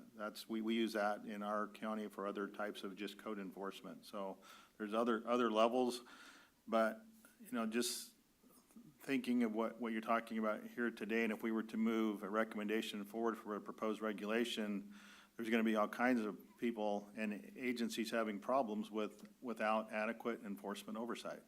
I don't know what the BC's Bureau of Cannabis Control, what their labs are testing for. I think it's going to be probably for mold and pesticides. I don't know what else what other testing they're going to be doing, but my understanding, the only testing that's going to be done now, I'm sorry, I didn't look at that, but appreciate that, is going to be only for THC. The Department of Pesticide Regulation could also be running their own tests, which they do now for random market tests for illegal pesticide residue. And that's something that we do in our department if we get complaints. So do we want the work? No, we don't want the work. But if it's mandated that we do that, we would do that. All right, any other comments on this? I'm a little bit sticky. Thorny issue. All right, why don't we just put that aside and we'll jump to the other area of this, and that is if it fails, it's mandated that the crop is destroyed. Has it been determined when it would have to be destroyed and in what manner? We didn't actually go that far. All right, and I'll give a scenario. Let's say somebody's growing for CBD and it's tested and it tests hot or THC. So certainly that would not be suitable as a medical crop in that regard. But could the farmer in that case maybe just cut down all the stalks and use it for, the fiber or for, as you say, compost or for building materials or other things that have nothing to do with the flower in that regard? In that way you can say, yeah, well, it was destroyed in that way, and I don't see any harm going to the public with that. I think the original intent was, for the law, was not to have people basically try to grow marijuana under the disguise of growing industrial hemp was the real purpose for all of this. Does anyone have any comments on what I just brought up right now on the board?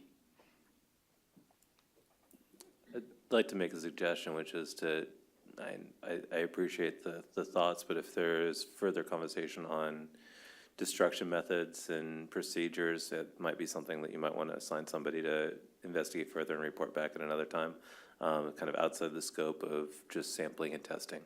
I think if you're going to talk about retesting and the procedures there, that's fine, but as far as destruction methods and what that actually entails in accordance with the law, making sure that you're complying with the law while still providing growers with options, I think that's a bigger discussion and maybe something you should come back to later. Okay. Why don't we, before the board makes any decision, maybe we should hear from the public a little bit if they have any comments on the testing, since it's still a little bit up in the air. Looks like, Wayne, looks like you have a comment. Hi, Wayne Richmond, California Hemp Foundation and California Hemp Association. My concern is that we have farmers who are growing crops for the first time in 80 years, and there's not a lot of experience out there. And when we start talking about destroying crops in which a lot of money, a lot of input has been put into the crop, I think that's heinous. I think that is unconscionable. I think that there ought to be an avenue that if it comes in hot, let them get a cannabis permit. Don't destroy the crop. It has other purposes, and you shouldn't financially destroy the farmer in the process. That's my opinion. I think that we can find a way, if it's running hot and there's no other way to remediate it by mixing different, plant sources in the same field, then give them the option. Destruction ought to be the final. If the guy doesn't want to buy a permit for cannabis at that point, and he'd rather destroy it, that's his choice. But don't force him to destroy and throw away literally tens of thousands of dollars and labor because it's just a point or two over. That's a ridiculous, arbitrary number, in my opinion. I mean, I'm one who believes the 1% is a reasonable number, okay? But I understand the law is currently 3%. But still, think about if you're the farmer and you're trying to figure out how to grow this stuff. And so maybe inadvertently, you've got a crop that comes in a little hot, or the test is not completely kosher and you come in a little hot. You got to give them some way to get their bail out in a way that is not destructive to the farmer's financial health, in my opinion. So I would offer up a suggestion that folks look at an alternative being you can destroy it, or you can conversely, since we do have a BCC, convert it temporarily for that purpose because it's hot to cannabis and let them market it and do what they need to do to get their cash out of it. That's my opinion, suggestion. That's fine. And just to repeat, so as far as crop destruction, I appreciate the comments. If we could hold any further comments on crop destruction until we open it up for general public comments and potential future meeting agenda items, I'd appreciate it. It's a little outside the scope of the sampling and testing procedures that we're discussing here today.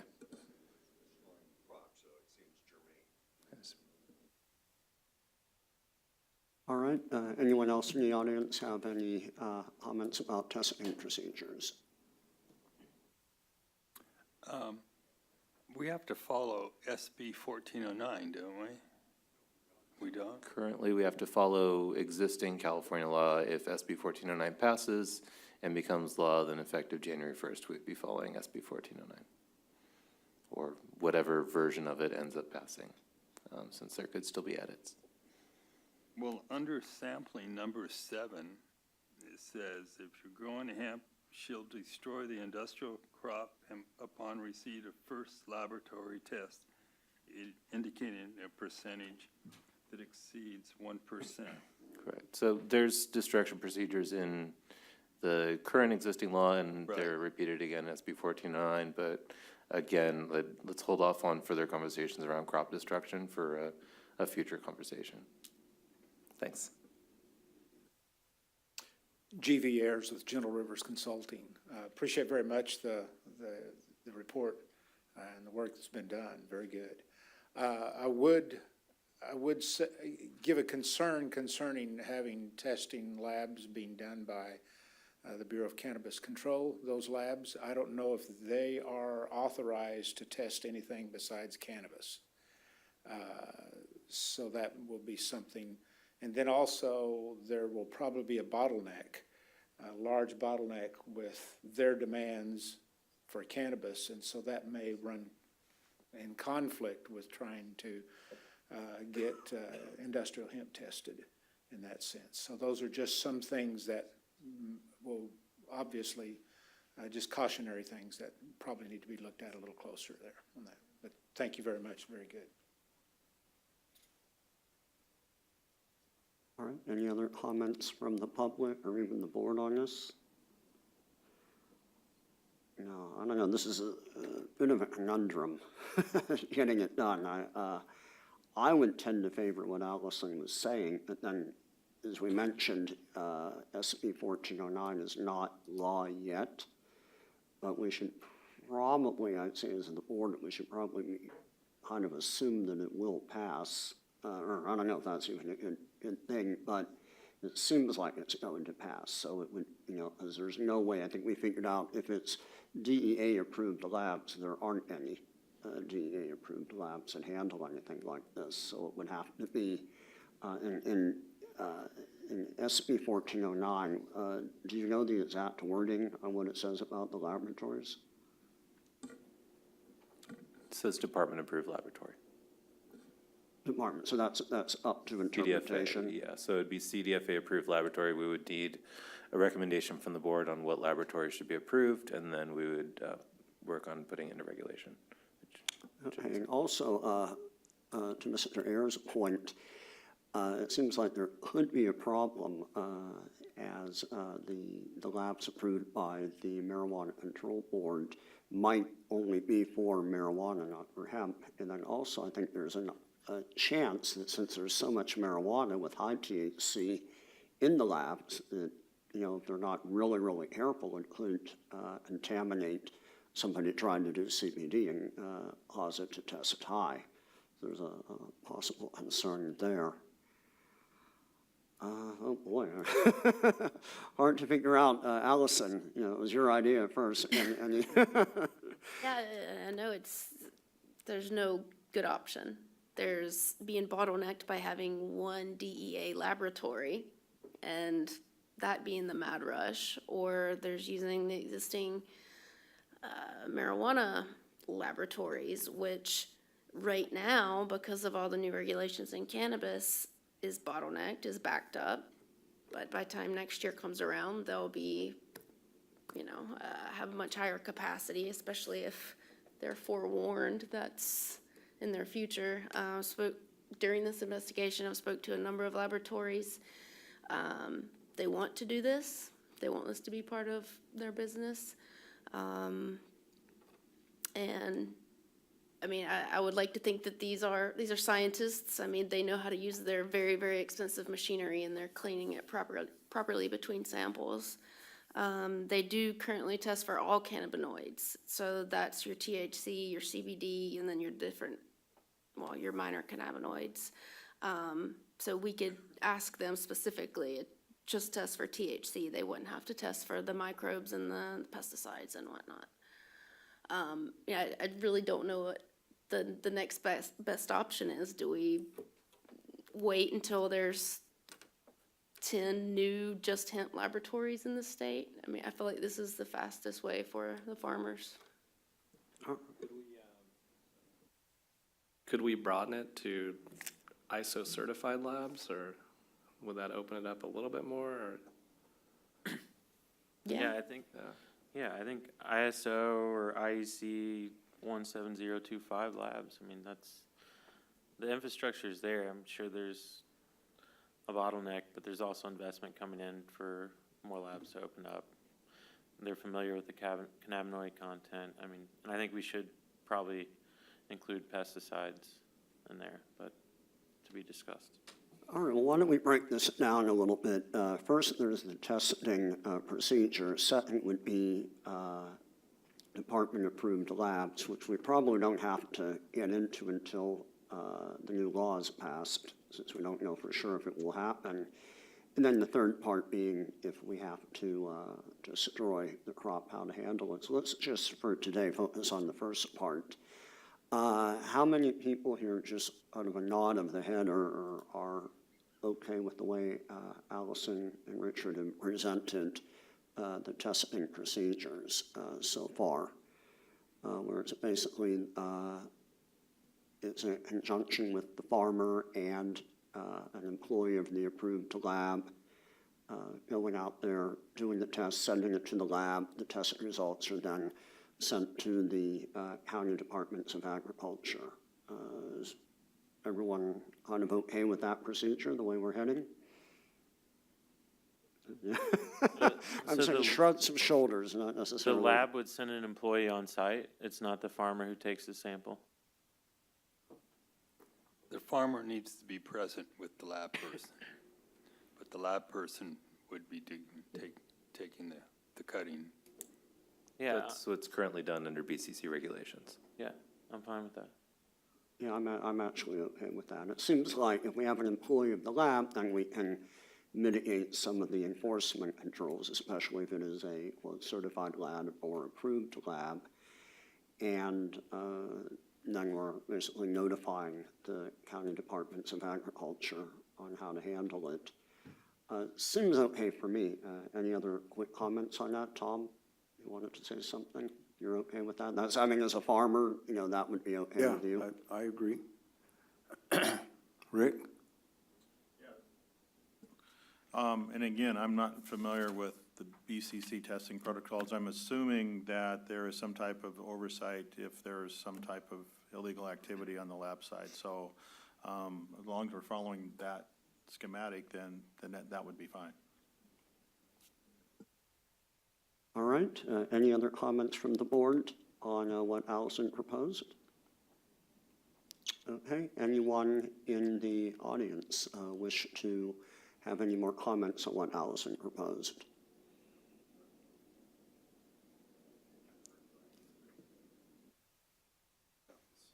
Hi, Wayne Richmond again, California Hemp Association. You know, we've had this discussion since January about labs and testing, and it's very easy for a cannabis lab to segregate a special room for hemp only.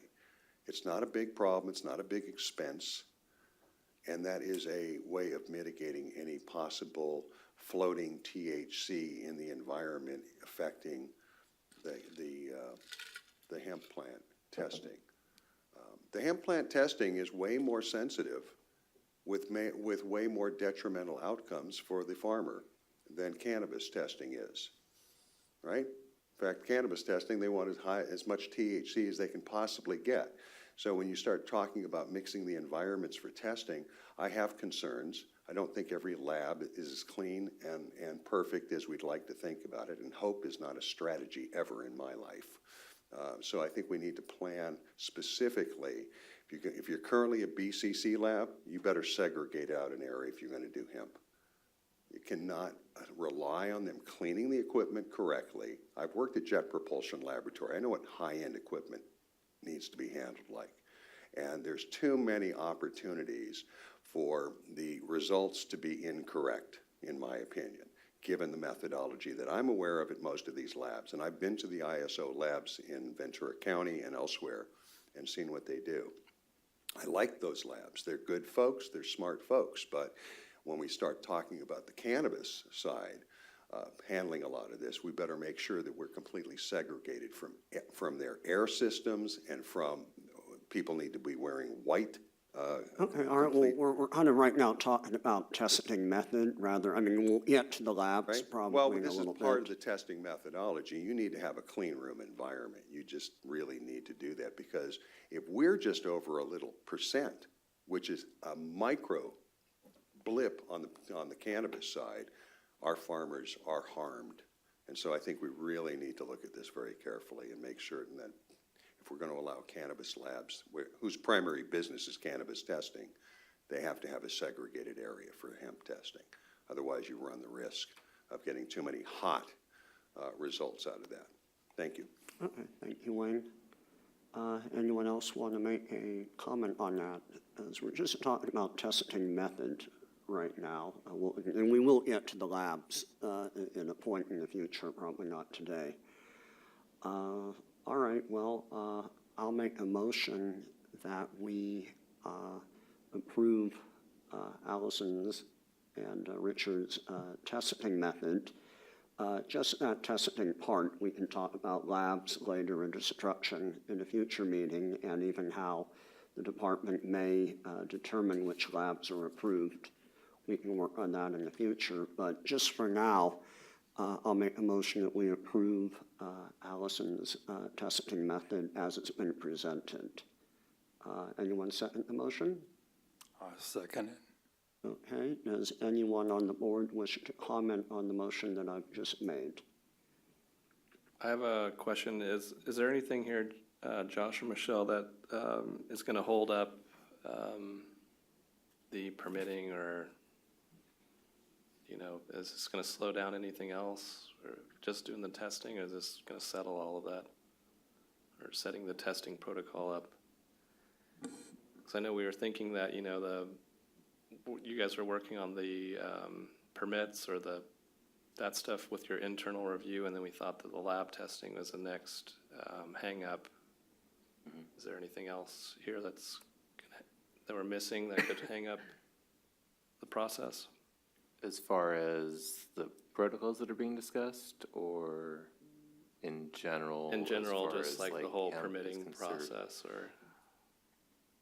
That's kind of a question for the board, if there's anything else that we need to address. But that might be a discussion after, is what else does the board need to look at? As far as the sampling protocols that have been discussed and the testing protocols that have been discussed, we've already mentioned there are a few suggestions from the board that at this point do not comply with California law. So obviously we can't create regulations until California law changes. And if it doesn't change around those areas, we would have to come back and revisit it with the board and figure out how to accommodate existing law. If anything that's being proposed conflicts with anything that comes along. But I mean, otherwise, I guess the question is, what is the board, at this point, the motion is to kind of accept the report from Allison and Richard, with the, I would assume, kind of a caveat that there's going to be further discussion if and when SB 1409 passes. And what needs to change at that point, or if anything needs to change. Obviously, there's not a full, you know, there's the one point that is still up for discussion around which laboratory is doing the testing, but otherwise, you know, that's kind of a question for you all, is what else as growers do you think is necessary to be able to make sure that you're clear on what the requirements are and you're gonna be able to receive the services that you need by law? Because, you know, the law requires a test. What else do you need to make sure that that gets done? And that's more of a question for the board than a question for the department. We just say you need a test. So with this recommendation, we're not actually going to draft any. I mean, we have a draft that's already there, and we can bring that. So for future discussion, what we would do is we would update what's already been presented, run that by Richard and Allison to make sure that it's being clear as far as in line with their recommendations as well as the discussion today. But then we would come back to that same document as far as future discussions with the board if and when SB 1409 passes. And I don't know that there's anything in here that you would like us to move forward with on a regulation now, especially because some of the recommendations don't comply with existing law. Yeah, that's my thought, is that maybe we should be doing something that's with current regulations and then later adopting this stuff that's SB 1409. Just to move the regulatory process through. The problem that we ran into was that with existing law, it says DEA approved labs, and there's really no such thing as that. So there would be no testing. It would really be done unless, you know, the DEA is grabbing a plot and decide, you know, they want to try to test it because I think somebody's growing marijuana would really be the only reason they'd get involved in it. So to use our time wisely today, we're going to kind of make the assumption that SB 1409 will pass, and we'll kind of craft the laws today around what that would be like. If it passes, it will become law at the beginning of the year. If it doesn't pass, then we would have to come back here and try to figure something out. But under current law, you know, the law says there's a testing, but there would not be any testing, so I'm not exactly sure what we'd be able to do. So could we possibly draft it right now that we would use DEA certified labs if one came into existence, and then if SB 1409? We don't need anything from the board to be able to do that. That's already in the law. There's no further clarification that we would need to be making here. Okay. Would we need to clarify testing protocols, or no, they're already? You'd have to look at the language in the current law and decide whether or not it would be necessary. I mean, to be frank, I don't know. You know, at this point, it sounds like the motion is, you know, to take what has been presented today, incorporate that into what we've already presented to the board, and then obviously, you know, behind the scenes, we'll start putting together regulations or some drafts as necessary so that way we can be more prepared. So that way, if and when it passes, we can move forward as quickly as possible. But as far as anything else from the board, I mean, you know, from my reading, what was presented before with what was presented today seems fairly thorough, other than the one big outstanding question. But I guess that's a question for the board: is that thorough? You know, anything that in here that doesn't comply with California law, we would simply replace with what's currently in California law. And the board can't change the DEA testing aspect. That has to be No, done because with it's in the legislative law, cleanup. and we don't have discretion. Sure. Months ago, Josh, I called the DEA, and they called me back, and they referred me. They says, we do not want to test hemp. And they says, Josh here was in charge of the program, and talked to Josh. And that was So out, the that was out of CDFA their, lab's not a DEA-approved lab? Not that I know of, no. Yeah, basically, the people, when the law was written, they, well, unfortunately, didn't quite know what they were doing when they put that in the law. It was also before cannabis came into play as well. So, I mean, it was definitely a different world back in 2013 when this first passed. But, yeah, I mean, the DEA registration requirements, so yeah, I mean, as Richard mentioned, I spoke with a DEA agent and asked him what laboratories are registered in California, and he couldn't provide me with a list. We discussed a few of the names, but everything that we discussed was government laboratories that handle controlled substances. So like district attorney's offices that, you know, they do testing on, you know, that there was confiscated cocaine, things like that. Like they actually work with controlled substances directly. That's who's getting those registrations. So it's not commercial. It's a very, very different purpose than what we're looking at here. Anyway.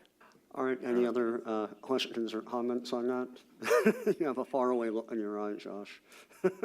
Yeah, I'm just trying to see how we get to the point where we draft some sort of regulations and have this public comment period, so we can adopt these regulations and start issuing permits. And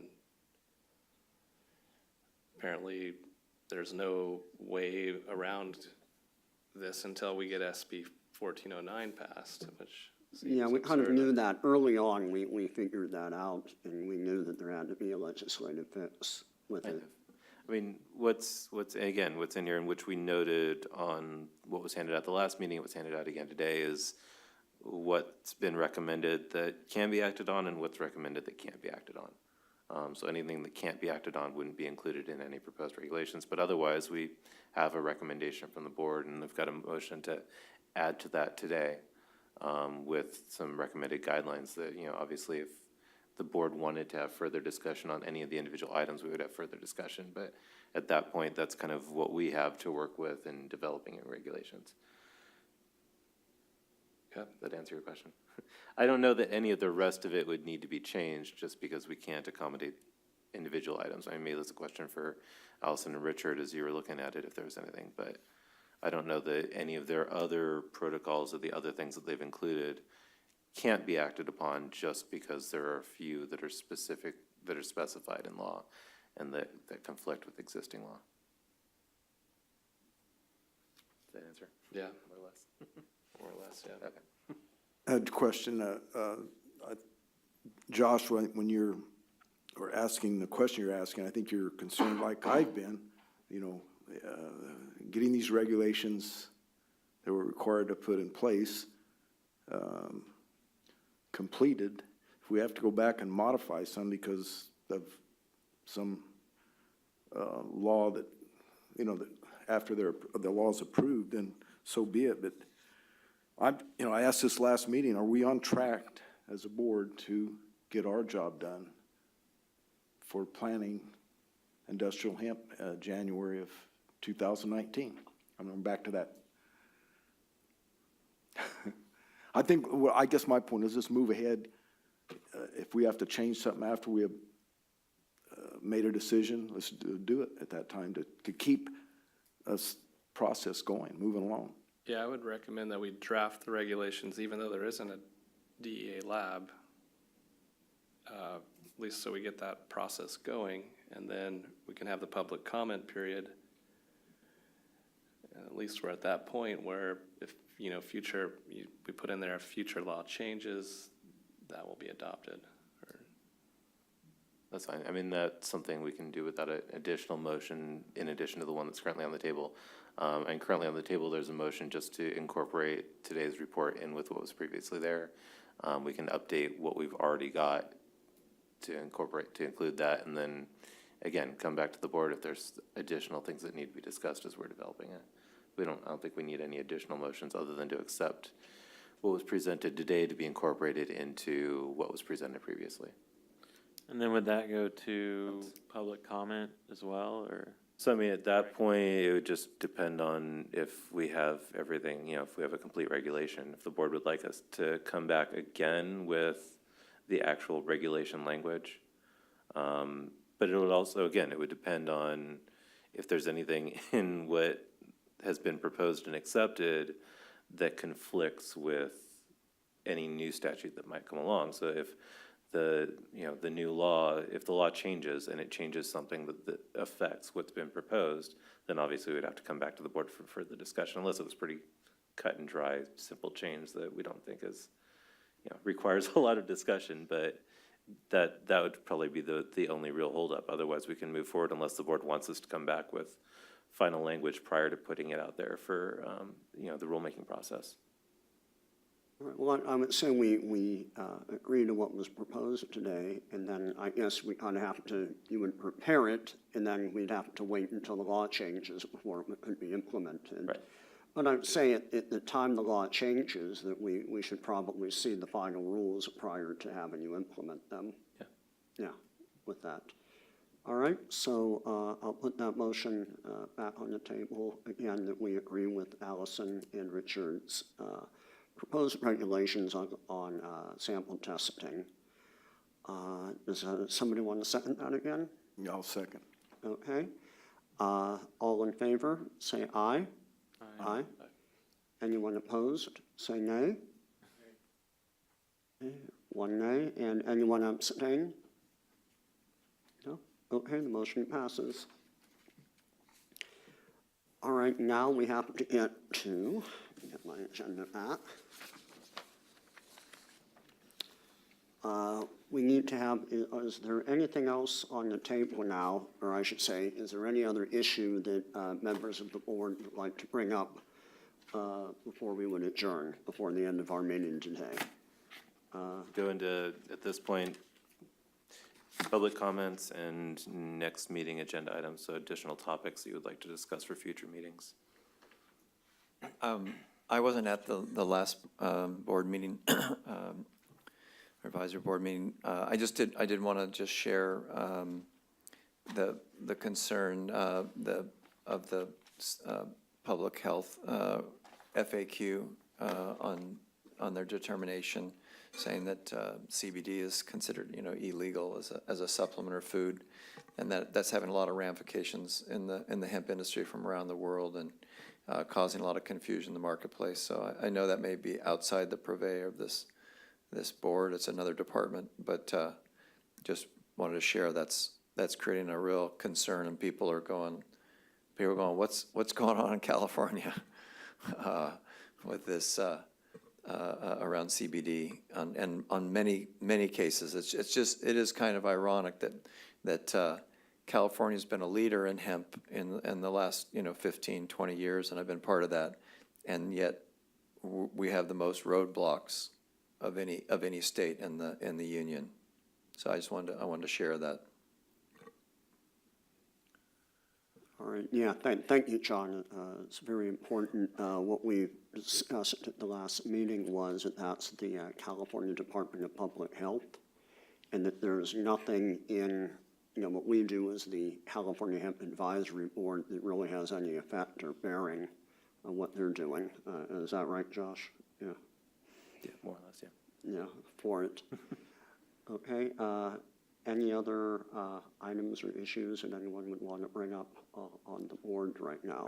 Tom? I wanted to talk about, this is nothing that was on the agenda, a completely different area in a way, is at our first or second board meeting, there was a question about Native Indian tribe having a position on this board. And I thought that was, I remember a lady come up from the audience and asked about that, and it seemed like we agreed to that, or I don't know, maybe, sometimes I think I dream things up, but didn't we agree to add a 12th? We have 11 members and include a 12th or the additional board member position for a tribe? So the board membership is listed in current law. And so the law states what are each individual position on the board. So they're all explicitly stated in the law. When the board was discussing SB 1409 and potential changes that they might recommend to SB 1409, that was part of the discussion that Matt and Valerie presented, was the concept of adding an additional position to the board for a tribal representative. So that was something that they believe should be added to SB 1409.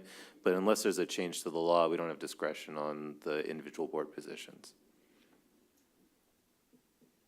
And I don't think that recommendation has made it into the latest edit of the bill. The current version of the bill does not include any amendments to that section of code at all. All right, thanks. Josh, have you brought up the DEA lab or approved lab to the legal department?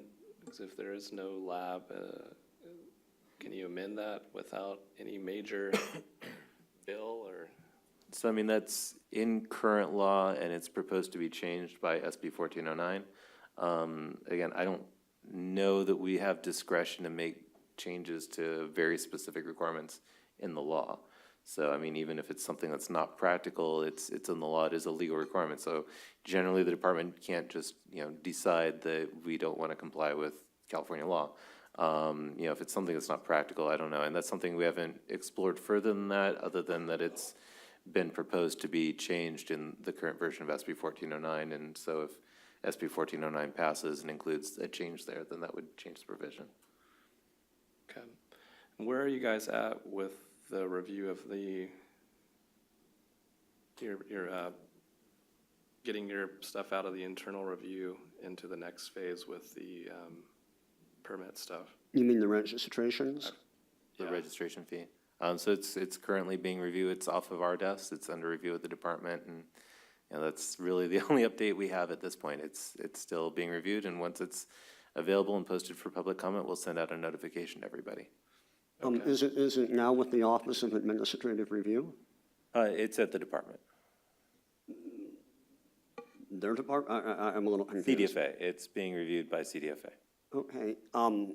That seems to be, we're getting, I mean, personally, I'm getting a lot of people asking about that part of the review. Is there something that's holding it up that we're aware of? Because for my time, we approved it back in May, so it's now been about 3 months has gone by, and that's generally everyone is waiting for that to come through. Is there any insight that you can give to us on that? Because it just seems so vague. Yeah, no, I mean, there's nothing in particular. It just has to be reviewed by a wide range of offices here at the department and make its way through the executive office. And so, you know, and unfortunately, I don't have an update as far as where it's at and who's currently reviewing it. But it's, you know, again, we've put together the documentation, it's off of our desks. And so once it's gone through all necessary people here at CDFA, it'll be sent over to OAL for posting. It doesn't get an extensive review at the Office of Administrative Law at this point, and they'd mostly just make sure that we filled out forms correctly. Josh, I'm sorry, but to maybe help answer his question, would it be possible for Michelle to check on the status, just to give the board an update and the public an update of when they think it could be ready? Yeah, that'd be Okay. fine. Thank you. And can we add that as an agenda item for the next meeting? Sure. All right, yeah, it would really help. I think all of us here would agree that that in and of itself is the main issue. I think everyone on the board would agree this is something that really needs to happen. And also everyone in the audience would probably agree it's something that needs to happen, as well as everybody watching. We're all kind of waiting for that. So I don't know what pool you have, or, you know, if there's anyone to talk to, or, you know, who you have to, I don't know, buy a cup of coffee for, you know, and get it moving. But we really would appreciate an update on it, you know, that's more than just, you know, it's in review or something like that. You know, you let us know exactly what's going on with it. Just on a positive note, you know, when it does go through, you know, a lot of people, you know, there's a lot of money that can be made. It will help the economy. A lot of jobs will be created, you know, so there's a lot of good that can come of all of this. Okay, any other items? Oh, I know, for an agenda item, since we were talking about the testing procedures, perhaps at the next meeting we can talk about, well, we could probably go to what would happen, either the labs, you know, what kind of lab would be required, or that we would recommend be required to do the testing, and possibly what would happen with if a crop has to be destroyed. It'd probably be a fairly good item for the next time we get together. Is there anyone on the board that would like to go into that a little bit deeper and could give a report for us at that time? As I look at Allison. All right, I'm already pretty deep in this, so.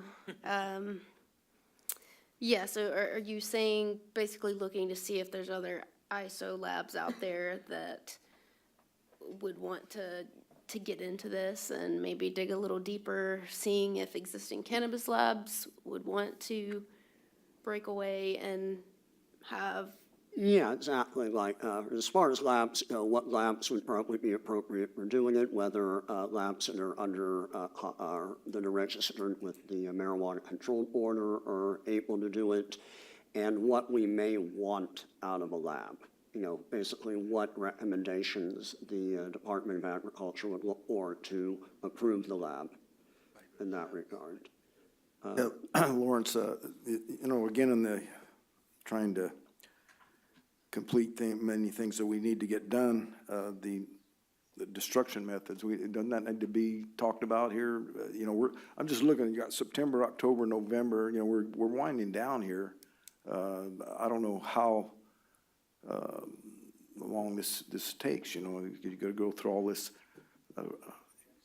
Right, yeah, well, I agree, and that was going to be my next thing. One would be, you know, we'll break it into two things, although we can have both on the agenda for the next meeting. One would be which labs would be appropriate to handle the testing, and then what would be the recommendations from the board if testing fails, basically how to properly dispose of the cannabis, you know, whether it has to be burned or it be used for building materials or, you know, something else.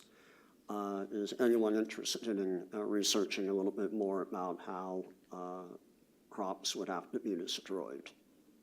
I'll volunteer. I don't usually do this, but for the destruction Okay, methods or whatever. all right. Richard, do you want to help them? You raised your hand as well, or you can work in conjunction since we can have two people working on it? Or Tom wants to do it? Well, if Richard's already helping Allison with the, The lab, yeah. He's already Okay, in so part of Tom that would be, group. you'd be willing to look into the destruction, what would be the proper ways of destruction? No Okay, help out there? yeah. I'll volunteer to help you. All right, I got a question too. You got, or Allison, you guys had put in something about commingling or blending, and that's part of your recommendation? As part of the not destroying the product? If it's under 1%, Yeah, or 1% or under. Mhm. yeah, I think that's a good idea. all right, is there any other items the board would like to bring up as an agenda item for a future meeting? No? All right. Josh, is there anything else that we should consider Well, yeah, I think, before the rulemaking process? I don't know if there's anything else we need to do, but I guess that will be on the agenda for the next meeting, right? Because we'll have, or do we need to help you with the drafting of the For, regulations? Well, I mean, We'll present the approved seed cultivar. oh, the approved seed cultivar, yeah, we'll need to meet with you guys on that, to discuss the regulations for that. And we'll need a meeting to discuss that. And again, I mean, that can be a meeting with multiple agenda items, but that needs to be included, is the draft of the regulation along with the agenda and an agenda item specific to that. Whether that's a meeting with multiple items or just that, that doesn't matter, but yeah, We we'll should need to do meet it with at you the guys on next that. meeting. Yeah, it sounds like we'll we need to have it. meet with you guys on that after this. Okay. And then, is there anything else the board needs to consider regarding the registration form or anything else before the rulemaking process is complete? Like, we're pretty much good on this end, right? Yeah, no, Okay. there's nothing. All right, is there a member of the public that would like to talk about any agenda item or make a recommendation for something to discuss in a future meeting?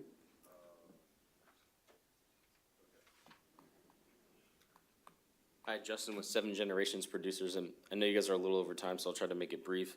A quick question, the rulemaking process around the testing methodology, it seemed like you guys were just approving that process, not the details. There was a question about harvest report and the sample description. Would that have been something that we would have discussed today, or that would have been at a later date when you guys go to actually the rulemaking process, or? So I think the recommendation from the board was that we take what Allison and Richard presented, incorporate it to the previously presented document, and come back for further public comment on that as well, before we actually post anything for rulemaking. Okay. So we would, as much as possible, develop documents and things to get ready for that process behind the scenes, but as far as presenting and actually posting, it would come back to another board meeting. Okay, great. And then as for the BCC approved labs, I mean, obviously just opening it up to other ag labs or people that want to do it, and that's, I guess, would probably be the easiest solution, because, you know, if they want to do it, they can buy the methodology or the equipment and just test. So I would say maybe open it up to more labs would be the solution. The BCC seems like it could get convoluted there. The biggest thing that I wanted to mention was really two requests. One for that agenda item about the review process. If the CDFA could specifically outline what the internal review process is, who is it, what the department is, what person's actually reviewing it. Last time we discussed it, it was about a 2-week process. That's supposed to go outside of that, so we'd like to know specifics, not just, hey, it's it's gonna be longer, but actually the name of the person in the department. I believe that could be a public request. Or actually where in specific, or outlining the entire internal review process. I know that you're gonna talk about it, but we'd like to know specifically where it is in the process and who's supposed to be making that decision, so we can get that out of that and go into the, the legal review process by the state to have that approved. So I'd like to request that, or if there's someone on the board can request the actual specifics of that internal review process. Seems like it's going on a little bit more, or longer than necessary. And then my other comment or request would be that on the board, or on the website, it states that cannabis or hemp is still a Schedule I drug according to the Controlled Substance Act. And there's no mention of the 2014 Farm Bill or the fact that it's federally legal to farm hemp. So we'd like to maybe request the removal of that statement, or the addition of the Farm Bill showing that it's actually legal to grow hemp in the United States. It seems like it's a little bit misleading for the ag commissioners when they read on the CDFA website that it's still federally illegal, but there's no mention that it actually is legal under these other clauses. So maybe that could be a request from the board or this request from the public that be changed. Maybe Michelle, since you're the full-time employee, maybe that would be your task.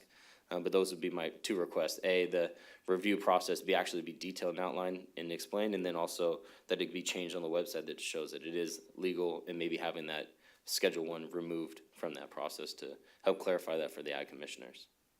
Fair enough? Yeah, thank you very much, Justin. Do you guys have any comment on that? Because that has been a question that I'm getting quite a bit. And the point was raised at the last meeting. We asked for specific language to propose. So if there's somebody that has recommended language on anything that's on the website or the FAQ, and they have language that they would like us to run up the chain and see if it could be, amended, that's something you can send to Michelle, send to our general email inbox, and we'll review it and see what we can make work.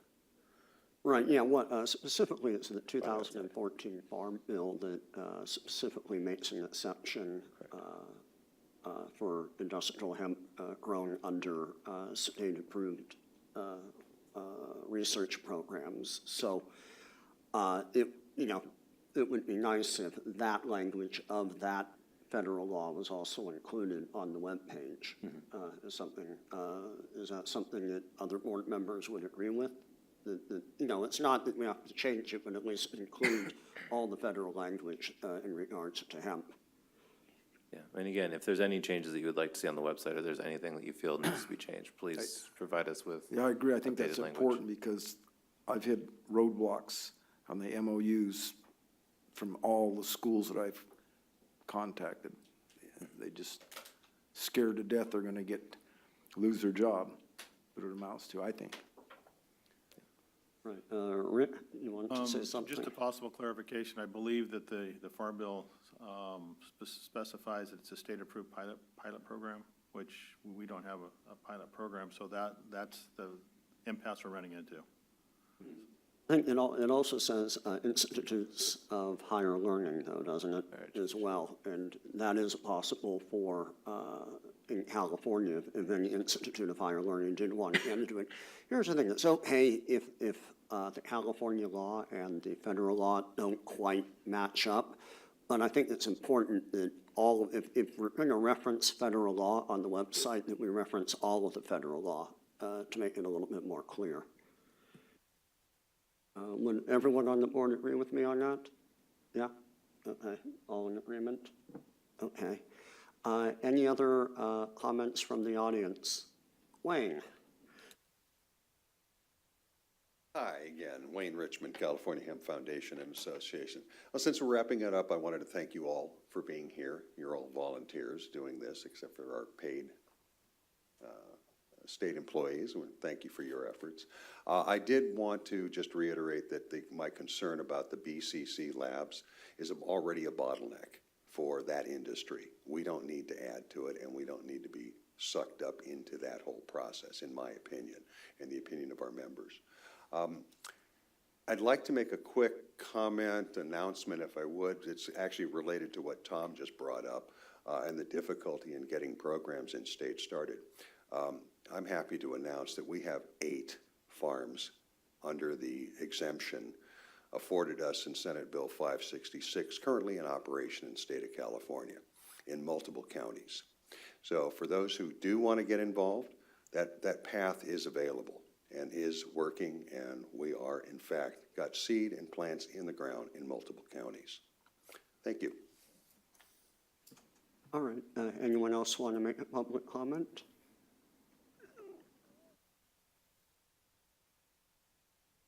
Good afternoon, Mateo Munoz with Restorative Botanicals. We are a hemp oil supplement manufacturer out of Colorado.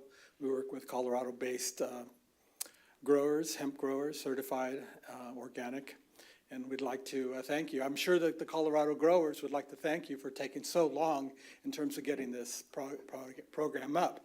I think you're right that with regard to the lost opportunities that we're seeing here in California. I am here in California. I've been here in California all my life. I've worked with the natural foods industry for many, many years. I'm familiar with the regulatory structures, working in various state agencies myself. With regard to your question on the Native American participation, there is an executive order out of the governor's office that requires state agencies to meet and consult with Native American tribes. So notwithstanding the fact that your specific legislation creating this board does not allow or authorize specifically on an extra board member, board position, your executive order issued by the governor requires Native American consultation provisions. So you might want to explore that. You can explore that with the governor's office. I would recommend that maybe you want to talk with the Native American tribal consultant on board over at the Department of Water Resources. She's very familiar with those governmental requirements that cuts across all state agencies, Department of Food and Agriculture included. And I'd like to thank you for your comment on the Department of Health FAQ. I think that's just totally atrocious in terms of the way the market is convulsing currently. I've been visiting a couple of the retail operations around the Sacramento area, and people are pulling product off the shelf because of what I believe is a misinterpretation of the law that CBD is not allowed to be used, it's not permitted for human consumption, in part relying upon the Controlled Substances Act. I think that that's incorrect with regard to what we're doing here in California, both what this board is doing with regard to gearing up and getting growers and manufacturers and processors working in this industry. I think we need to have this industry up and going. I'm sorry to hear that it's taking so long, but I'm sure that it's going to get off of somebody's desk as more pressure that gets been put on it by the industry. So I think it really is incumbent upon this board, even though you have your responsibilities within your department, is to go over and meet with those people at the Department of Health and say what is going on. If we are licensing people to be growing product for the industry to then be manufacturing, whether it's building materials or medicine in terms of CBD oil, that we need to everybody needs to be on the same page here. And I see the Department of Health is certainly off the page here. And what has happened out of that has been a situation with Department of the Alcohol Beverage Control has now indicated that now, notwithstanding the fact that CBD in cannabis and marijuana products is allowed to be put into edibles and beverages, it certainly can't be used in beverages. Hemp products cannot be used in beverages and alcoholic beverages. It's just you're having one agency, BCC, going ahead and creating a whole regimen of allowing CBD from marijuana to be put into the public in public commerce, but yet on this side, on your side, this is not being allowed to take place. So we manufacture a full range of topical products, stuff that's not necessarily being ingested. So we're not falling under that necessarily that FAQ that you're talking about, because we have it end run. We don't market ourselves as CBD. We are hemp oil supplements. And that's the product that we believe that California should be a leader in this. But we're more than happy in Colorado to maintain a leadership in both in cultivation and our products. We have a great diversity in our products. Our product line itself is cutting across 12 states in over 30, just in one store chain, over 30 stores. So thank you. Just wanted to just kind of put that out on the record, and thank you for your work. I know you guys are all volunteering. I know how much work that is, and I appreciate the time. Thank you. Thank you for your comments. I don't think we have anyone else who wants to speak, but we should probably schedule the next board meeting that we're going to have. We're kind of are running into a bit of a crunch time because we certainly want California to be able to grow hemp in 2019. So I'd be willing to come back in another month in September, if that's okay with the other members of the board. Okay, so Michelle, you'd be able to put out a doodle poll again to do that. And then Josh, you look like you wanted to say something. I was just going to say it depends on what you want to talk about at that meeting. So as far as the approved seed cultivar list and that we'll meet with Matt and Josh about en route, But once that gets done, John was mentioning asking for at least 30 days for the public to review. So that would be after, again, after discussion, development, internal review. So that would be actually probably a little longer than a month to be able to get it out to make sure that we have time for an extended public comment period. But you may want to come back and discuss the other topics. Yeah, before the other then. the other topics regarding the approved labs would be a topic to bring up at that time. Also, to get a report on both how the registration process is moving forward, and also to talk more about the webpage. And crop destruction was the other one. And crop destruction as well. A month. So I think we can work that out. So a month is okay for everyone here? Oh. Yeah. All right, so without any ado, we'll adjourn the meeting. Time is 1:24. All right, thank you, everyone.